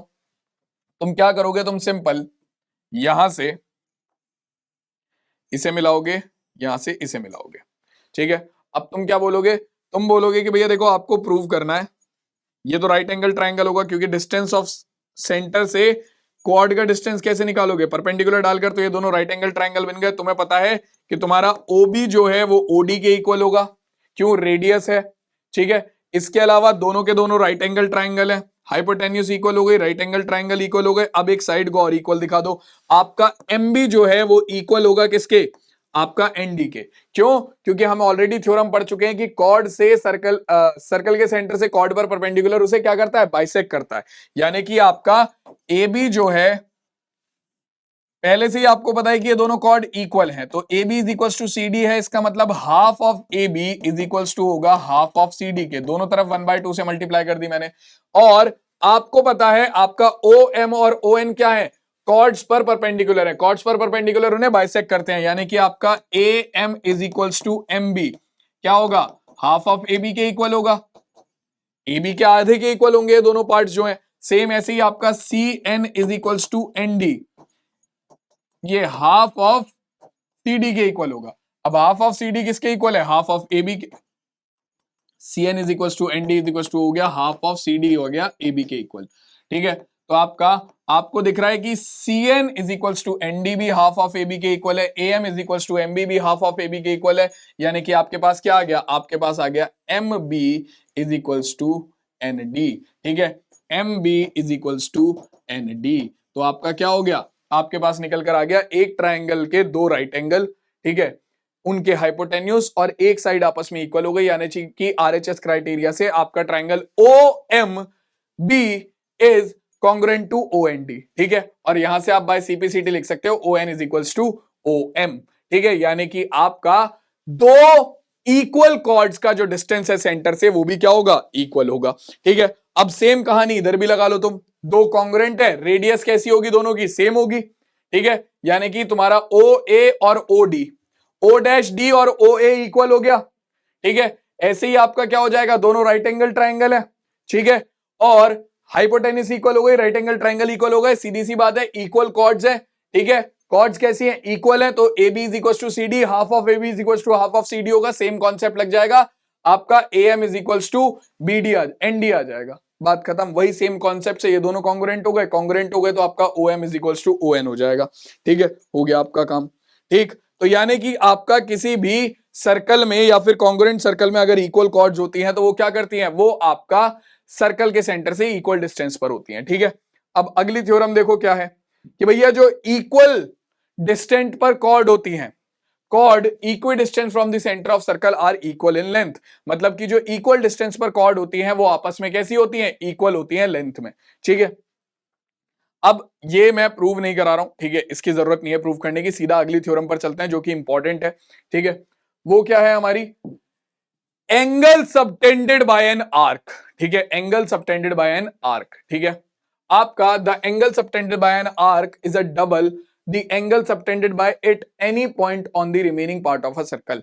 मतलब कि देखो, आपका सर्कल का कोई आर्क जो है वो सेंटर पर जो एंगल बनाएगा, मान लो ये एक आर्क है AB सर्कल का, ठीक है, और ये सर्कल के सेंटर पर AOB एंगल बना रहा है, तो सर्कल का कोई भी आर्क सर्कल के सेंटर पर जो एंगल बनाएगा वो डबल होगा किसके, सर्कल के, कहां पर, सर्कल के बाकी किसी भी पॉइंट पर बनने वाले एंगल के।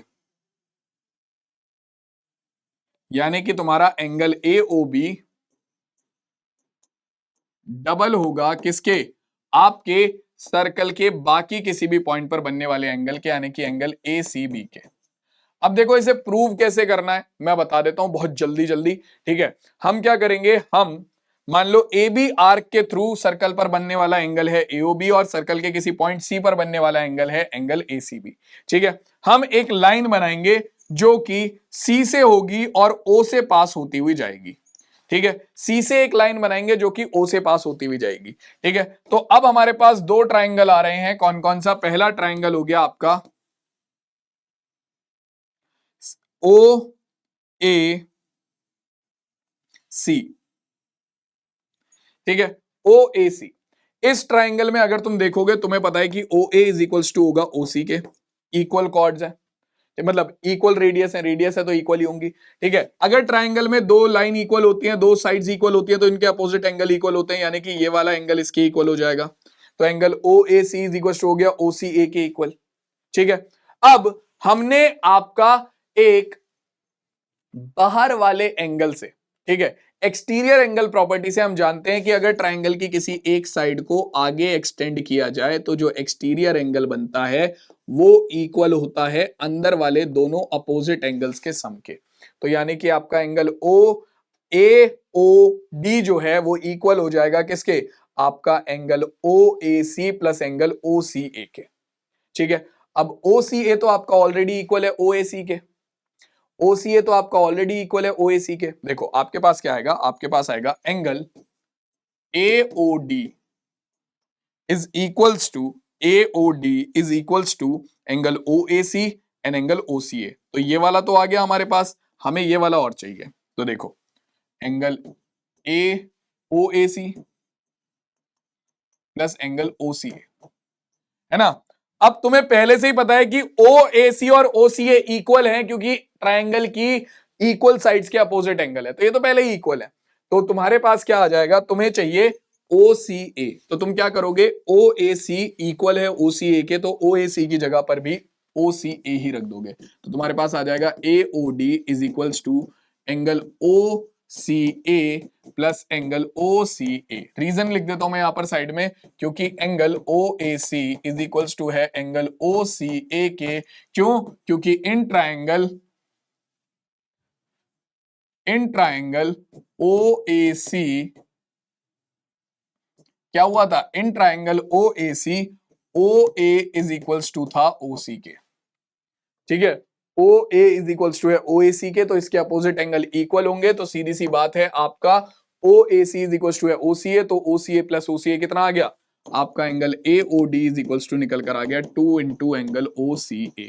हाँ जी, इन दोनों में रिलेशन आ गया। अब सेम इसी तरीके से इन दोनों में रिलेशन निकाल दो। कैसे? तुम बोलोगे in triangle OBC, in triangle OBC, देखो भाई जल्दी से, इन ट्रायंगल OBC तुम्हारा OB इज इक्वल टू है OC के, ये वाला पूरा पूरा करा रहा हूं, OB इज इक्वल टू है OC के, तो OB का जो अपोजिट एंगल है, OB का opposite angle angle OCB is equal to हो जाएगा OC के अपोजिट एंगल किसके, एंगल OBC के, यानी कि इसके। ठीक है, अब वही एक्सटीरियर एंगल प्रॉपर्टी से आप OC साइड को आगे बढ़ाओगे, तो जो एक्सटीरियर एंगल बनेगा वो अपोजिट एंगल्स के सम के इक्वल हो जाएगा। ठीक है, यानी कि OCB और OBC के सम के इक्वल हो जाएगा, तो आपका angle BOD is equals to होगा angle OCB plus angle OBC। ठीक है, अब तुम्हें क्या चाहिए, BOD और OCB में रिलेशन चाहिए, तो OBC की जगह पर क्या रख दोगे, OCB रख दोगे, OBC की जगह पर क्या रख दोगे, OBC रख दोगे, तो BOD is equal to angle OCB, OBC की जगह पर भी क्या रख दिया, एंगल OCB, क्योंकि OBC इक्वल है OCB के, ये रहा। तो तुम्हारे पास क्या आ गया, तुम्हारे पास आ गया angle BOD is equal to 2 into angle OCB। ये इक्वेशन 2 है, ये इक्वेशन 1 है, दोनों को ऐड कर दो, equation 1 and 2, equation 1 plus equation 2 कितना आ जाएगा, आपके पास आ जाएगा AOD plus BOD, angle BOD is equals to आपका 2 into OCA plus 2 into OCB। ठीक है, 2 कॉमन आ जाएगा, देखो भाई AOD और BOD मिलकर हो गया AOB। ठीक है, ये तो हो गया AOB, angle AOB is equals to 2 common आ जाएगा, अंदर क्या बचेगा, अंदर बचेगा OAC और OCB। ठीक है, OCA और OCB, OCA और OCB दोनों को ऐड करोगे क्या बन गया, ACB। हाँ जी, एंगल ACB हो गया प्रूव कि आपके एक आर्क AB की मदद से सर्कल के सेंटर पर बनने वाला एंगल सर्कल के बाकी किसी भी पार्ट पर बनने वाले एंगल का डबल होता है। ठीक है, सर्कल के सेंटर पर बनने वाला एंगल सर्कल के बाकी किसी भी पार्ट पर बनने वाले एंगल का डबल होता है। क्लियर हो गई बात, समझ में आ गया है सबको? ठीक है, अब देखो एक आपका आता है मेजर सेक्टर वाला, ये तो माइनर आर्क वाला हो गया। मेजर आर्क अगर सर्कल के सेंटर पर कोई एंगल बना रहा है लाइक दिस, ठीक है, तो ये वाला जो एंगल होगा वो डबल होगा किसके, इस वाले एंगल के, याद रखना इस चीज को। ठीक है, चलो अब थोड़ा सा आगे बढ़ते हैं, जब क्वेश्चन में कराऊंगा तो और अच्छे से क्लियर हो जाएगी ये चीज। ठीक है, अब इसके बाद आपके पास जो अगली थ्योरम आती है वो आती है क्या, कि angles in the same segment of a circle are equal. मतलब कि आपके सर्कल के सेगमेंट में बनने वाले, सर्कल का मान लो तुमने एक सेगमेंट बनाया ये, ठीक है, तो सर्कल के सेगमेंट में बनने वाले आपके जो इक्वल एंगल होते हैं वो आपस में इक्वल होते हैं। कैसे?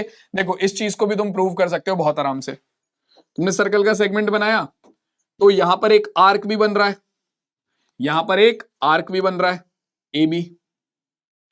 ठीक है, इस आर्क से सेंटर पर बनने वाला एंगल मान लो कौन सा है, AOB।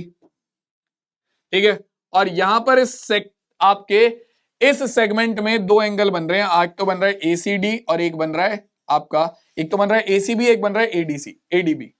ठीक है, अब एओबी क्या होगा, एंगल एओबी जो होगा वो इक्वल होगा किसके, 2 इंटू एंगल एसीबी के। तुम लोगों को पता है कि सर्कल के सेंटर पर बनने वाला, आर्क की हेल्प से सर्कल के सेंटर पर बनने वाला एंगल सर्कल के किसी पार्ट पर बनने वाले एंगल का डबल होता है। सेम चीज इसके साथ हो जाएगी कि एंगल एओबी जो होगा वो डबल होगा किसके, सर्कल के सेंटर पर बनने वाला सर्कल के किसी भी पार्ट पर बनने वाले एंगल का डबल होता है। तो ये दोनों किसके इक्वल हैं, एओबी के, आपस में इक्वल हो जाएंगे। 2 से 2 कट जाएगा, आपके पास क्या आ जाएगा, आपके पास आ जाएगा निकलकर angle ACB is equals to angle ADB. यानी कि आपका सर्कल के किसी भी सेक्टर में, किसी एक सेक्टर में बनने वाला जो एंगल होता है वो आपस में कैसे होते हैं, वो आपस में इक्वल होते हैं। खत्म, प्रूव हो गई ये थ्योरम। ठीक है, प्रूव हो गई ये थ्योरम। अब देखो थोड़ा और आगे चल लेते हैं भाई। ठीक है, अब क्या है, angle in a semi circle is a right angle. कहने का मतलब क्या है भाई, देखो सर्कल आपका है, सर्कल के अंदर आपका सेंटर है। ठीक है, यहां सर्कल के सेंटर से जब डायमीटर पास होगी तो आपके पास बनेगा एक सेमी सर्कल। ये बोल रहा है कि सेमी सर्कल के अंदर बनने वाला एंगल जो होता है वो ए ओ बी, ये बोल रहा है सेमी सर्कल के अंदर बनने वाला एंगल होता है 90 डिग्री का। और मैं बोल रहा हूं भाई साहब बिल्कुल सही बोल रहा है ये। क्यों सही बोल रहा है, तुम खुद सोचो।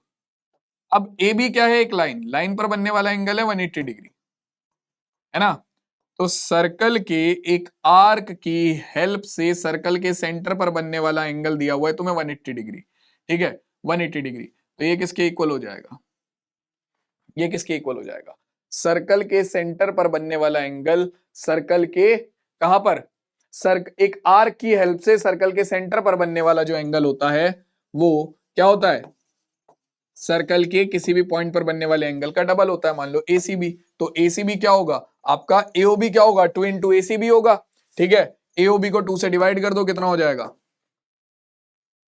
180 डिग्री बाय 2, 90 डिग्री। तो सर्कल, सेमी सर्कल के अंदर बनने वाला कोई भी एंगल जो होगा वो कितने डिग्री का होगा, वो हमेशा 90 डिग्री का होगा।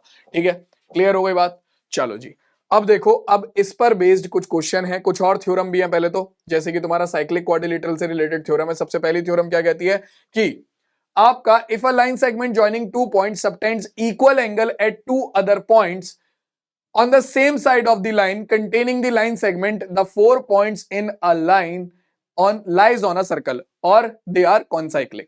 मतलब कि अगर आपके एक दो पॉइंट्स को मिलाने वाली लाइन के एक साइड अगर दो पॉइंट्स और लिए जाएं और वो लाइन उन दोनों पॉइंट्स पर इक्वल एंगल बना रही है, ठीक है, वो लाइन उन दोनों पॉइंट्स पर इक्वल एंगल बना रही है, तो आपका ये चारों पॉइंट्स जो हैं वो एक सर्कल पे लाई करेंगे और वो कॉन्साइक्लिक होंगे। चारों पॉइंट्स, ऐसे चारों पॉइंट्स जो कि एक सर्कल पे लाई करें वो कॉन्साइक्लिक होते हैं। ठीक है, तो इस थ्योरम के अकॉर्डिंग अगर आपका दो पॉइंट्स को मिलाने वाली लाइन के एक ही साइड पर दो ऐसे पॉइंट और लिए जाएं जिन पर ये लाइन इक्वल एंगल बना रही है, तो ये चारों पॉइंट्स जो है वो आपके एक सेम सर्कल पर लाई करेंगे। ठीक है, अब इसके बाद आता है आपके पास कौन साइक्लिक, आपका साइक्लिक क्वाड्रिलेटरल। तो साइक्लिक क्वाड्रिलेटरल वो होता है जिसके चारों वर्टेक्स एक सर्कल पे हो। ठीक है, अ quadrilateral is called cyclic if all the four vertices of it lie on the circle. मतलब आपके चारों वर्टिसेस एक सर्कल पे लाई करें। ठीक है, अब यहां से जरा मैं आगे चलता हूं, तो आगे हमारे पास क्या आता है, साइक्लिक क्वाड्रिलेटरल से रिलेटेड एक थ्योरम आती है क्या, कि साइक्लिक क्वाड्रिलेटरल के जो अपोजिट एंगल्स का सम होता है वो 180 डिग्री होता है। जैसे कि ये साइक्लिक क्वाड्रिलेटरल है, क्यों, क्योंकि चारों एंगल्स जो हैं, इसके चारों वर्टिसेस जो हैं वो कहां पर आ रहे हैं, चारों वर्टिसेस एक किस पर आ रहे हैं, सर्कल पे आ रहे हैं। ठीक है, तो यानी कि ये क्या है, ये एक हमारा साइक्लिक क्वाड्रिलेटरल है। ये क्या है भाई, ये एक साइक्लिक क्वाड्रिलेटरल है। ठीक है, साइक्लिक क्वाड्रिलेटरल है। अब साइक्लिक क्वाड्रिलेटरल है तो इसका मतलब क्या है भाई, इसका मतलब सिंपल सा है कि हमारे पास साइक्लिक क्वाड्रिलेटरल है। ठीक है, तो साइक्लिक क्वाड्रिलेटरल के जो अपोजिट एंगल होंगे वो उनका सम 180 डिग्री होता है। तो एंगल ए और एंगल सी 180 डिग्री होगा, एंगल बी और एंगल डी 180 डिग्री होगा। यही लिखा हुआ है, the sum of either pair of opposite angle of cyclic quadrilateral is 180 degree. जो इंपॉर्टेंट थ्योरम थी प्रूफ वाली वो मैंने करा दी है, इनके प्रूफ की जरूरत नहीं है क्योंकि ये आती नहीं है। इन पर बेस्ड क्वेश्चन आ जाए वही बहुत बड़ी बात है, ठीक है ना। चलो तो अब देखो, अब इसके बाद सीधा हम चलते हैं हमारा अगली थ्योरम पर, जो कि इसी थ्योरम का अपोजिट है कि अगर किसी भी क्वाड्रिलेटरल के अपोजिट एंगल्स का जो सम है वो 180 डिग्री आ जाता है, तो यानी कि वो क्वाड्रिलेटरल एक साइक्लिक क्वाड्रिलेटरल होता है, ठीक है। If the sum of pair of opposite angle, if the sum of a pair, मतलब किसी भी एक पेयर का भी अगर सम 180 डिग्री आ जाता है तो वो आपका साइक्लिक क्वाड्रिलेटरल हो जाता है। If the sum of pair of opposite angle of a quadrilateral is 180 degree, the quadrilateral is cyclic quadrilateral, ठीक है, सीधी सी बात है। क्लियर हो गई बात। चलो अब अगले क्वेश्चन पर चलते हैं। क्वेश्चन देखो क्या कह रहा है। क्वेश्चन कहता है हमसे, in the given figure below, A, B, C and 3 points on a circle with center O such that angle BOC is 30 degree, angle AOB is 60 degree. If D is a point on the circle other than the arc ABC, find angle ADC. हमें निकालना है angle ADC, ठीक है। तो देखो तुम्हें पता है AC आर्क से सर्कल के सेंटर पर बनने वाला एंगल है एंगल AOC, दिख रहा है साफ साफ, तुम्हें पता है। और इसी AC आर्क से सर्कल के एक पॉइंट पर बनने वाला एंगल है एंगल ADC। तो तुम्हें पता है कि सर्कल के सेंटर पर बनने वाला एंगल सर्कल के किस पर, तुम्हारा सर्कल पर बनने वाले एंगल का डबल हो जाएगा, थ्योरम पढ़ चुके हैं, ठीक है। तो AOC is equal to 2 into ADC होगा, ठीक है। AOC की वैल्यू कितनी होगी, देखो भाई सॉल्व करते हैं इसे। आपका AOC इज इक्वल टू होगा 2 इंटू ADC, ठीक है। सर्कल के सेंटर पर बनने वाला एंगल सर्कल पर बनने वाले एंगल का डबल होता है, थ्योरम पढ़ी है हमने, ठीक है। अब तुम्हारे पास ADC की वैल्यू निकालनी है, तो ADC इज इक्वल टू हो जाएगा आपका एंगल AOC अपॉन में 2, ठीक है। अब एंगल AOC हमारा कौन कौन से दो एंगल से मिलकर बना है, एंगल AOC हमारे दो एंगल से मिलकर बना है, AOB और BOC, ठीक है, जिनकी वैल्यू है 30 डिग्री और 60 डिग्री, ठीक है। तो ये है आपका angle AOB plus angle BOC, इन दोनों से मिलकर बना है आपका एंगल AOB अपॉन 2, ठीक है। तो एक की वैल्यू है 60 डिग्री, एक की वैल्यू है 30 डिग्री, अपॉन में 2, दोनों का क्या हो जाएगा, सम हो जाएगा 90 डिग्री, अपॉन में 2 डिवाइड बाय 2 करोगे 90 डिग्री से कितना आ गया, एंगल ADC की वैल्यू आ गई 45 डिग्री। ये लो भाई क्वेश्चन हो गया खत्म, ये हो गया 45 डिग्री। किसी बालक को कोई दिक्कत, क्लियर है भाई सबको ये। चलो आगे बढ़ते हैं, अगला क्वेश्चन देखते हैं। अगला क्वेश्चन हमसे कह रहा है, two circle intersect at point B and C through B, two line segment ABD and PBQ are drawn to intersect the circle AD and PQ respectively. See figure given below. Prove that angle ACP is equal to angle QCD. भाई देखो, जिनको prove करना है उनके बारे में बात करते हैं। ACP खतरनाक लग रहा है ना सवाल, ये वाला एंगल बोल रहा है किसके इक्वल प्रूव करना है, QCD के, QCD के। खतरनाक लग रहा है ना भाई सवाल, डायग्राम इतना खतरनाक है इसका, तो खतरनाक लग रहा है ना सवाल। बच्चों का सवाल है, तीन लाइन में खत्म हो जाएगा सवाल। एक सेगमेंट में बनने वाले सर्कल्स का सम, सर्कल्स जो एंगल होते हैं, एक सेगमेंट में बनने वाले एंगल्स जो होते हैं वो इक्वल होते हैं, है ना। चलो आपकी AB लाइन है, AP लाइन है, ठीक है। AP लाइन में आप देखोगे, आपका AP लाइन है तो पूरा सर्कल दो सेगमेंट में बदल गया।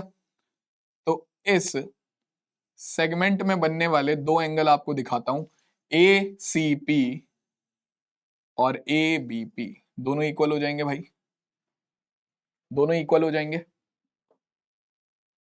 दोनों इक्वल हो जाएंगे भाई। तो आपका solution,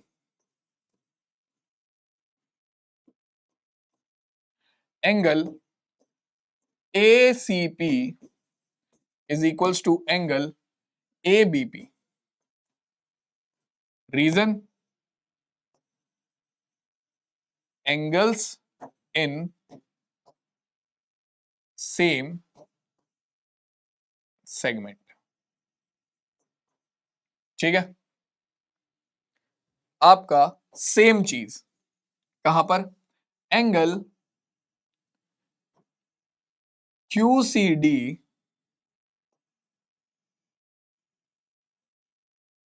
is equals to angle QBD। ठीक है, सेम सेगमेंट में बनने वाले एंगल।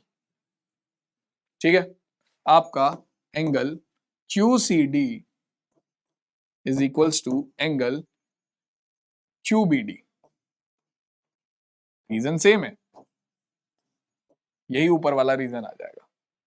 ठीक है, अब आपको क्या बोला है कि टू लाइंस ABD, कौन सी भाई, A B और D, और दूसरी कौन सा, PBQ, PBQ, यानी कि भाई साहब ये जो दोनों की दोनों है, क्या है, ये लाइन है। लाइन है तो भैया जब दो लाइन एक दूसरे को किसी पॉइंट पर इंटरसेक्ट करती हैं तो वर्टिकली अपोजिट एंगल इक्वल हो जाते हैं। तो यानी कि आपका एंगल, ये इक्वेशन 1 है, ये इक्वेशन 2 है, और आपका angle ABP is equals to होगा एंगल QBD के। Equation number 3, vertically opposite angle, vertically opposite angles. ठीक है, क्या बचता है भाई, आपका एंगल ACP एंगल ABP के इक्वल है, एंगल QCD एंगल QBD के इक्वल है, और ABP QBD के इक्वल है। तो ये दोनों क्या हो जाएंगे, आपस में इक्वल हो जाएंगे। ठीक है, ABP की जगह पर क्या आ जाएगा, ABP की जगह पर आ जाएगा फ्रॉम इक्वेशन 1 एंड 2, ABP की जगह पर आ जाएगा ACP एंगल ACP, और QBD की जगह पर आ जाएगा angle QCD।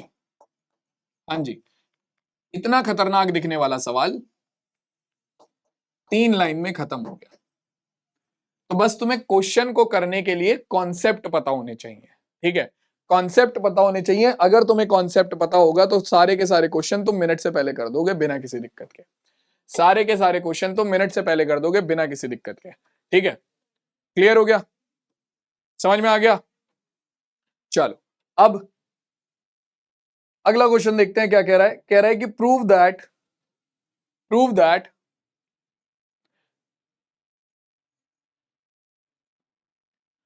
That a cyclic parallelogram is a rectangle. Cyclic parallelogram मतलब सीधी सी बात है, एक ऐसा पैरेललोग्राम जिसके चारों वर्टिसेस जो हैं वो कहां पर आएंगे, चारों वर्टिसेस जो हैं वो एक सर्कल पे लाई करेंगे। अब भैया ये बनाए कैसे, थोड़ा सा तो गड़बड़ वाली बात है। ये एक पैरेललोग्राम भी बनाना है और इसके चारों वर्टिसेस लाई भी करने चाहिए सर्कल के पॉइंट्स पर। देखते हैं, चलो कैसे बनाएंगे इसे। कोशिश तो है पूरी हमारी। आहा, बन गया। तो देखो, ये एक साइक्लिक पैरेललोग्राम है, P Q R S।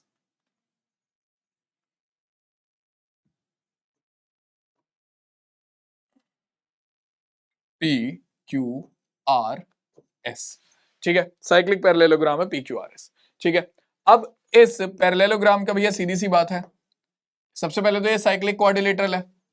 ठीक है, दूसरा ये पैरेललोग्राम है। साइक्लिक क्वाड्रिलेटरल के अपोजिट एंगल्स क्या होते हैं, देखो रेक्टेंगल का एक एंगल तुमने 90 डिग्री प्रूव कर दिया तो आपका पैरेललोग्राम जो होता है वो रेक्टेंगल प्रूव हो जाता है। ठीक है, अगर किसी पैरेललोग्राम का एक एंगल राइट एंगल है तो यानी कि वो पैरेललोग्राम हो जाएगा। तो आपको कोई भी एक एंगल राइट एंगल दिखाना है। ठीक है, अब द पॉइंट इज कि रेक्टेंगल का एक मतलब इस पैरेललोग्राम का एक एंगल राइट एंगल दिखाएं कैसे, बहुत ईजी है।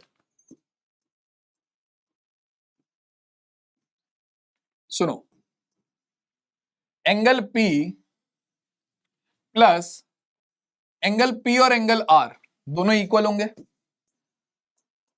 क्यों होंगे भाई, opposite angle of angles of parallelogram. ये पैरेललोग्राम के तो अपोजिट एंगल इक्वल होते हैं, अभी थोड़ी देर पहले ही तो पढ़ा था, पिछले लेक्चर में, पिछले चैप्टर में पढ़ा था। ठीक है, चलो उसके अलावा angle P plus angle R is equals to 180 degree होगा। अब ये कहां से आ गया सर जी? अरे अभी 2 मिनट पहले ही तो पढ़ा है, opposite angles of cyclic quadrilateral. Cyclic quadrilateral के तो अपोजिट एंगल का सम 180 डिग्री होता है, थ्योरम अभी पढ़ी थी हमने। तो हो गया भाई इन दोनों का सम 180 डिग्री। अब P is equals to R है, तो अपने पास क्या हो गया? अपने पास आ गया कितना आ गया? P प्लस एंगल R की जगह पर भी एंगल P आ जाएगा, तो P plus angle P is equals to 180 degree, यानी कि हो गया 2 into angle P is equals to 180 degree, which means हमारे पास आ गया कितना? Angle P is equals to 90 degree. तो आपका एक ऐसा पैरेललोग्राम जिसका एंगल 90 डिग्री हो, अब P is equals to R है तो ये वाला एंगल भी 90 डिग्री हो जाएगा, ठीक है। सेम इसी तरीके से तुम इन दोनों एंगल्स को निकालोगे तो वो भी 90 डिग्री हो जाएंगे, बट निकालने की जरूरत है नहीं, आप डायरेक्टली लिख सकते हो a parallelogram with an angle 90 degree is known as a rectangle. So आप लिख सकते हो so PQRS is a rectangle. PQRS is a rectangle, सीधी सी बात है, आंसर हो गया प्रूव। ठीक है, यही प्रूव करना था। ठीक है, नेक्स्ट क्वेश्चन देख लेते हैं क्या कह रहा है। अब एजर्शन रीजन का क्वेश्चन, वही पहले एक स्टेटमेंट आएगा जो कि आपका एजर्शन होगा, उसके नीचे फिर उसका रीजन दिया होगा। अगर वो दोनों करेक्ट हैं और आपका जो रीजन है वो करेक्ट एक्सप्लेनेशन है किसके लिए? आपके एजर्शन के लिए, तो ऑप्शन नंबर ए। अगर दोनों करेक्ट हैं बट रीजन जो दिया हुआ है वो करेक्ट एक्सप्लेनेशन नहीं है इसके लिए, आपके एजर्शन के लिए, तो ऑप्शन नंबर बी। अगर एजर्शन ट्रू है रीजन फॉल्स है, ऑप्शन सी। एजर्शन फॉल्स है रीजन ट्रू है, ऑप्शन डी। ठीक है, चलो भाई क्या कहता है? A diameter of a circle is the longest chord of the circle and all diameters have equal length. बिल्कुल सही बात है कि आपका डायमीटर ऑफ ए सर्कल जो होता है वो लॉन्गेस्ट कॉर्ड होती है, ठीक है, और डायमीटर की लेंथ किसी एक सर्कल में हमेशा इक्वल होती है, ठीक है, सीधी सी बात। इसका रीजन क्या दिया है? Length of diameter is equals to radius. अजी नहीं नहीं नहीं नहीं नहीं नहीं नहीं नहीं नहीं नहीं, क्योंकि डायमीटर इज इक्वल्स टू होता है 2 इंटू रेडियस, ना कि diameter is equals to radius. ठीक है, तो यानी कि ये तो फॉल्स हो गया, ये तो फॉल्स हो गया, तो यानी कि एजर्शन ट्रू है रीजन फॉल्स है। एजर्शन ट्रू है रीजन फॉल्स है, ऑप्शन नंबर सी इस क्वेश्चन का करेक्ट आंसर हो जाएगा। Assertion true reason false, option C correct answer होगा। ठीक है, एजर्शन ट्रू है रीजन फॉल्स है। ठीक है, चलो एजर्शन रीजन के बाद एक क्वेश्चन कर लेते हैं, केस बेस्ड स्टडी का क्वेश्चन। ठीक है, क्या कह रहा है? Rohan draws a circle of radius 10 centimeter with the help of compass and scale. He also draws two chords AB and CD in such that way AB is equals to 6 centimeter and CD is equals to 8 centimeter. AB है 6 centimeter, CD है 8 centimeter. Distance निकालने को बोलेगा और क्या ही करेगा। From the centre O. Now AB and CD are 6 centimeter and 8 centimeter from the center O. Now he has some doubt that are given below. Help him out by answering the following question. AB and CD are 6 centimeter and 8 centimeter from the center O. Okay, इन्होंने centre O से distance दे रखा है AB और CD का 6 centimetre and 8 centimetre from centre O.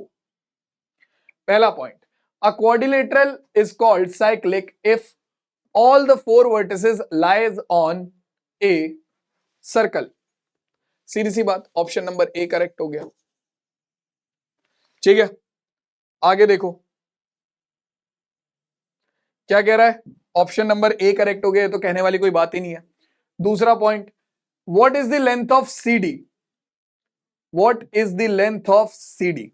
तो आपसे CD की length पूछ रहा है, तो सीडी की लेंथ क्या होगी? देखो ओ से डी को मिलाएंगे, ठीक है, आपको रेडियस दे रखी है 10 सेंटीमीटर, यानी कि ये हो गया 10 सेंटीमीटर। ठीक है, आपको पता है ओ एन मान लो, ओ एन कितना है 8 centimetre, distance from the radius, distance from the chord दे रखा है आपको।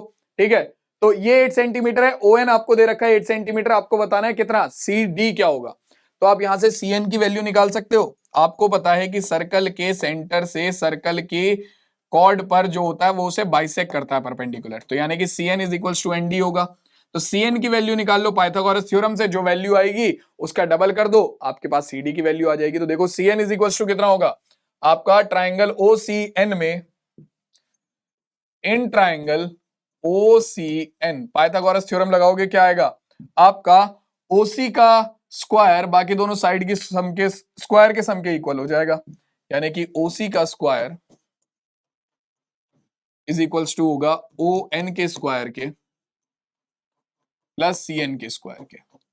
तो OC कितना है हमारे पास, OC है 10, 10 का square is equals to ON है 8, 8 का स्क्वायर और CN की वैल्यू हमें निकालनी है।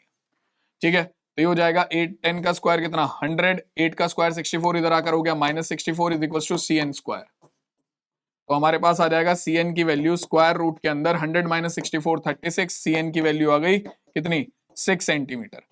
ठीक है, अब तुम्हें पता है कि CN इज इक्वल्स टू कितना होगा ND, दोनों आ गए 6 सेंटीमीटर, यानी कि आपका CD की वैल्यू हो जाएगी कितनी 6 + 6 बोले तो CD इज इक्वल्स टू आ गया 12 सेंटीमीटर। कौन सा ऑप्शन करेक्ट हो गया, option B 12 centimetre correct answer होगा। ठीक है, चलो जी अगला क्वेश्चन देखो क्या कह रहा है, what is the length of AB। तो सेम इसी तरीके से AB की लेंथ निकल जाएगी। ठीक है, तुम क्या करोगे, यहां से ये हो गया आपका मान लो OM जो कि परपेंडिकुलर है, ठीक है, जिसकी वैल्यू दे रखी है 6 सेंटीमीटर, OA तुम्हारी रेडियस हो गई 10 सेंटीमीटर, इसकी वैल्यू निकालोगे पाइथागोरस थ्योरम से। ठीक है, कितना होगा 10 स्क्वायर - 6 स्क्वायर, 10 स्क्वायर हो गया कितना 100, 6 स्क्वायर कितना हो गया 36। ठीक है, तो कितना हो जाएगा 100 - 36 64, 64 का स्क्वायर रूट करेंगे 8, तो AM की वैल्यू आएगी 8। ठीक है, सर्कल के सेंटर से कॉर्ड पर परपेंडिकुलर उसे बाइसेक्ट करता है, तो ये इज इक्वल्स टू इसके होगा, तो 8 और 8 कितना हो जाएगा 16, 16 आ गई तुम्हारी AB की वैल्यू, 16 आ गई किसकी वैल्यू AB की value. Option number C correct हो गया। ठीक है, आगे देखो, a circle divides the plane on which it lies into, हम ऑलरेडी पढ़ चुके हैं चीज कितने, into 3 parts. Option number C interior circle and exterior part.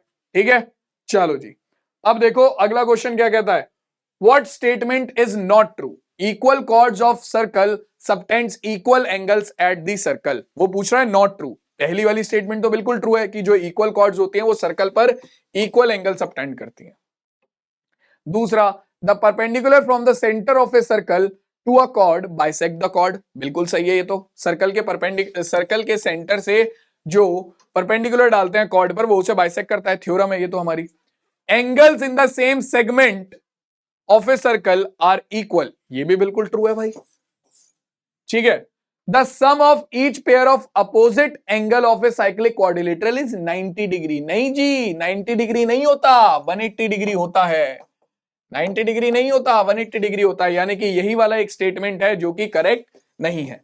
तो ऑप्शन नंबर डी इस क्वेश्चन का करेक्ट आंसर हो जाएगा। ठीक है, और इसी के साथ बच्चों हमारी जो आज की स्प्रिंट है वो यहीं पर खत्म होती है, जिसमें हमने अपना सर्कल और उस पर बेस्ड क्वेश्चन और उसके थ्योरम्स का रिवीजन कर लिया है। आई होप तुम लोगों को आज की क्लास में मजा आया होगा, सारी चीजें मैंने बेसिक से समझाई हैं तो तुम्हें चीजें अच्छे से क्लियर हो गई होंगी। मैं तुमसे मिलता हूं सीधा अब तुम्हारे नेक्स्ट चैप्टर में जो कि होगा हेरोन्स फॉर्मूला। तब तक के लिए सारे बालक अपना ध्यान रखो और भाई फालतू का स्ट्रेस मत लो। ठीक है, अपनी केवल पढ़ाई पर ध्यान दो। ठीक है, मिलते हैं नेक्स्ट क्लास में, तब तक के लिए टेक केयर, टाटा और बाय बाय।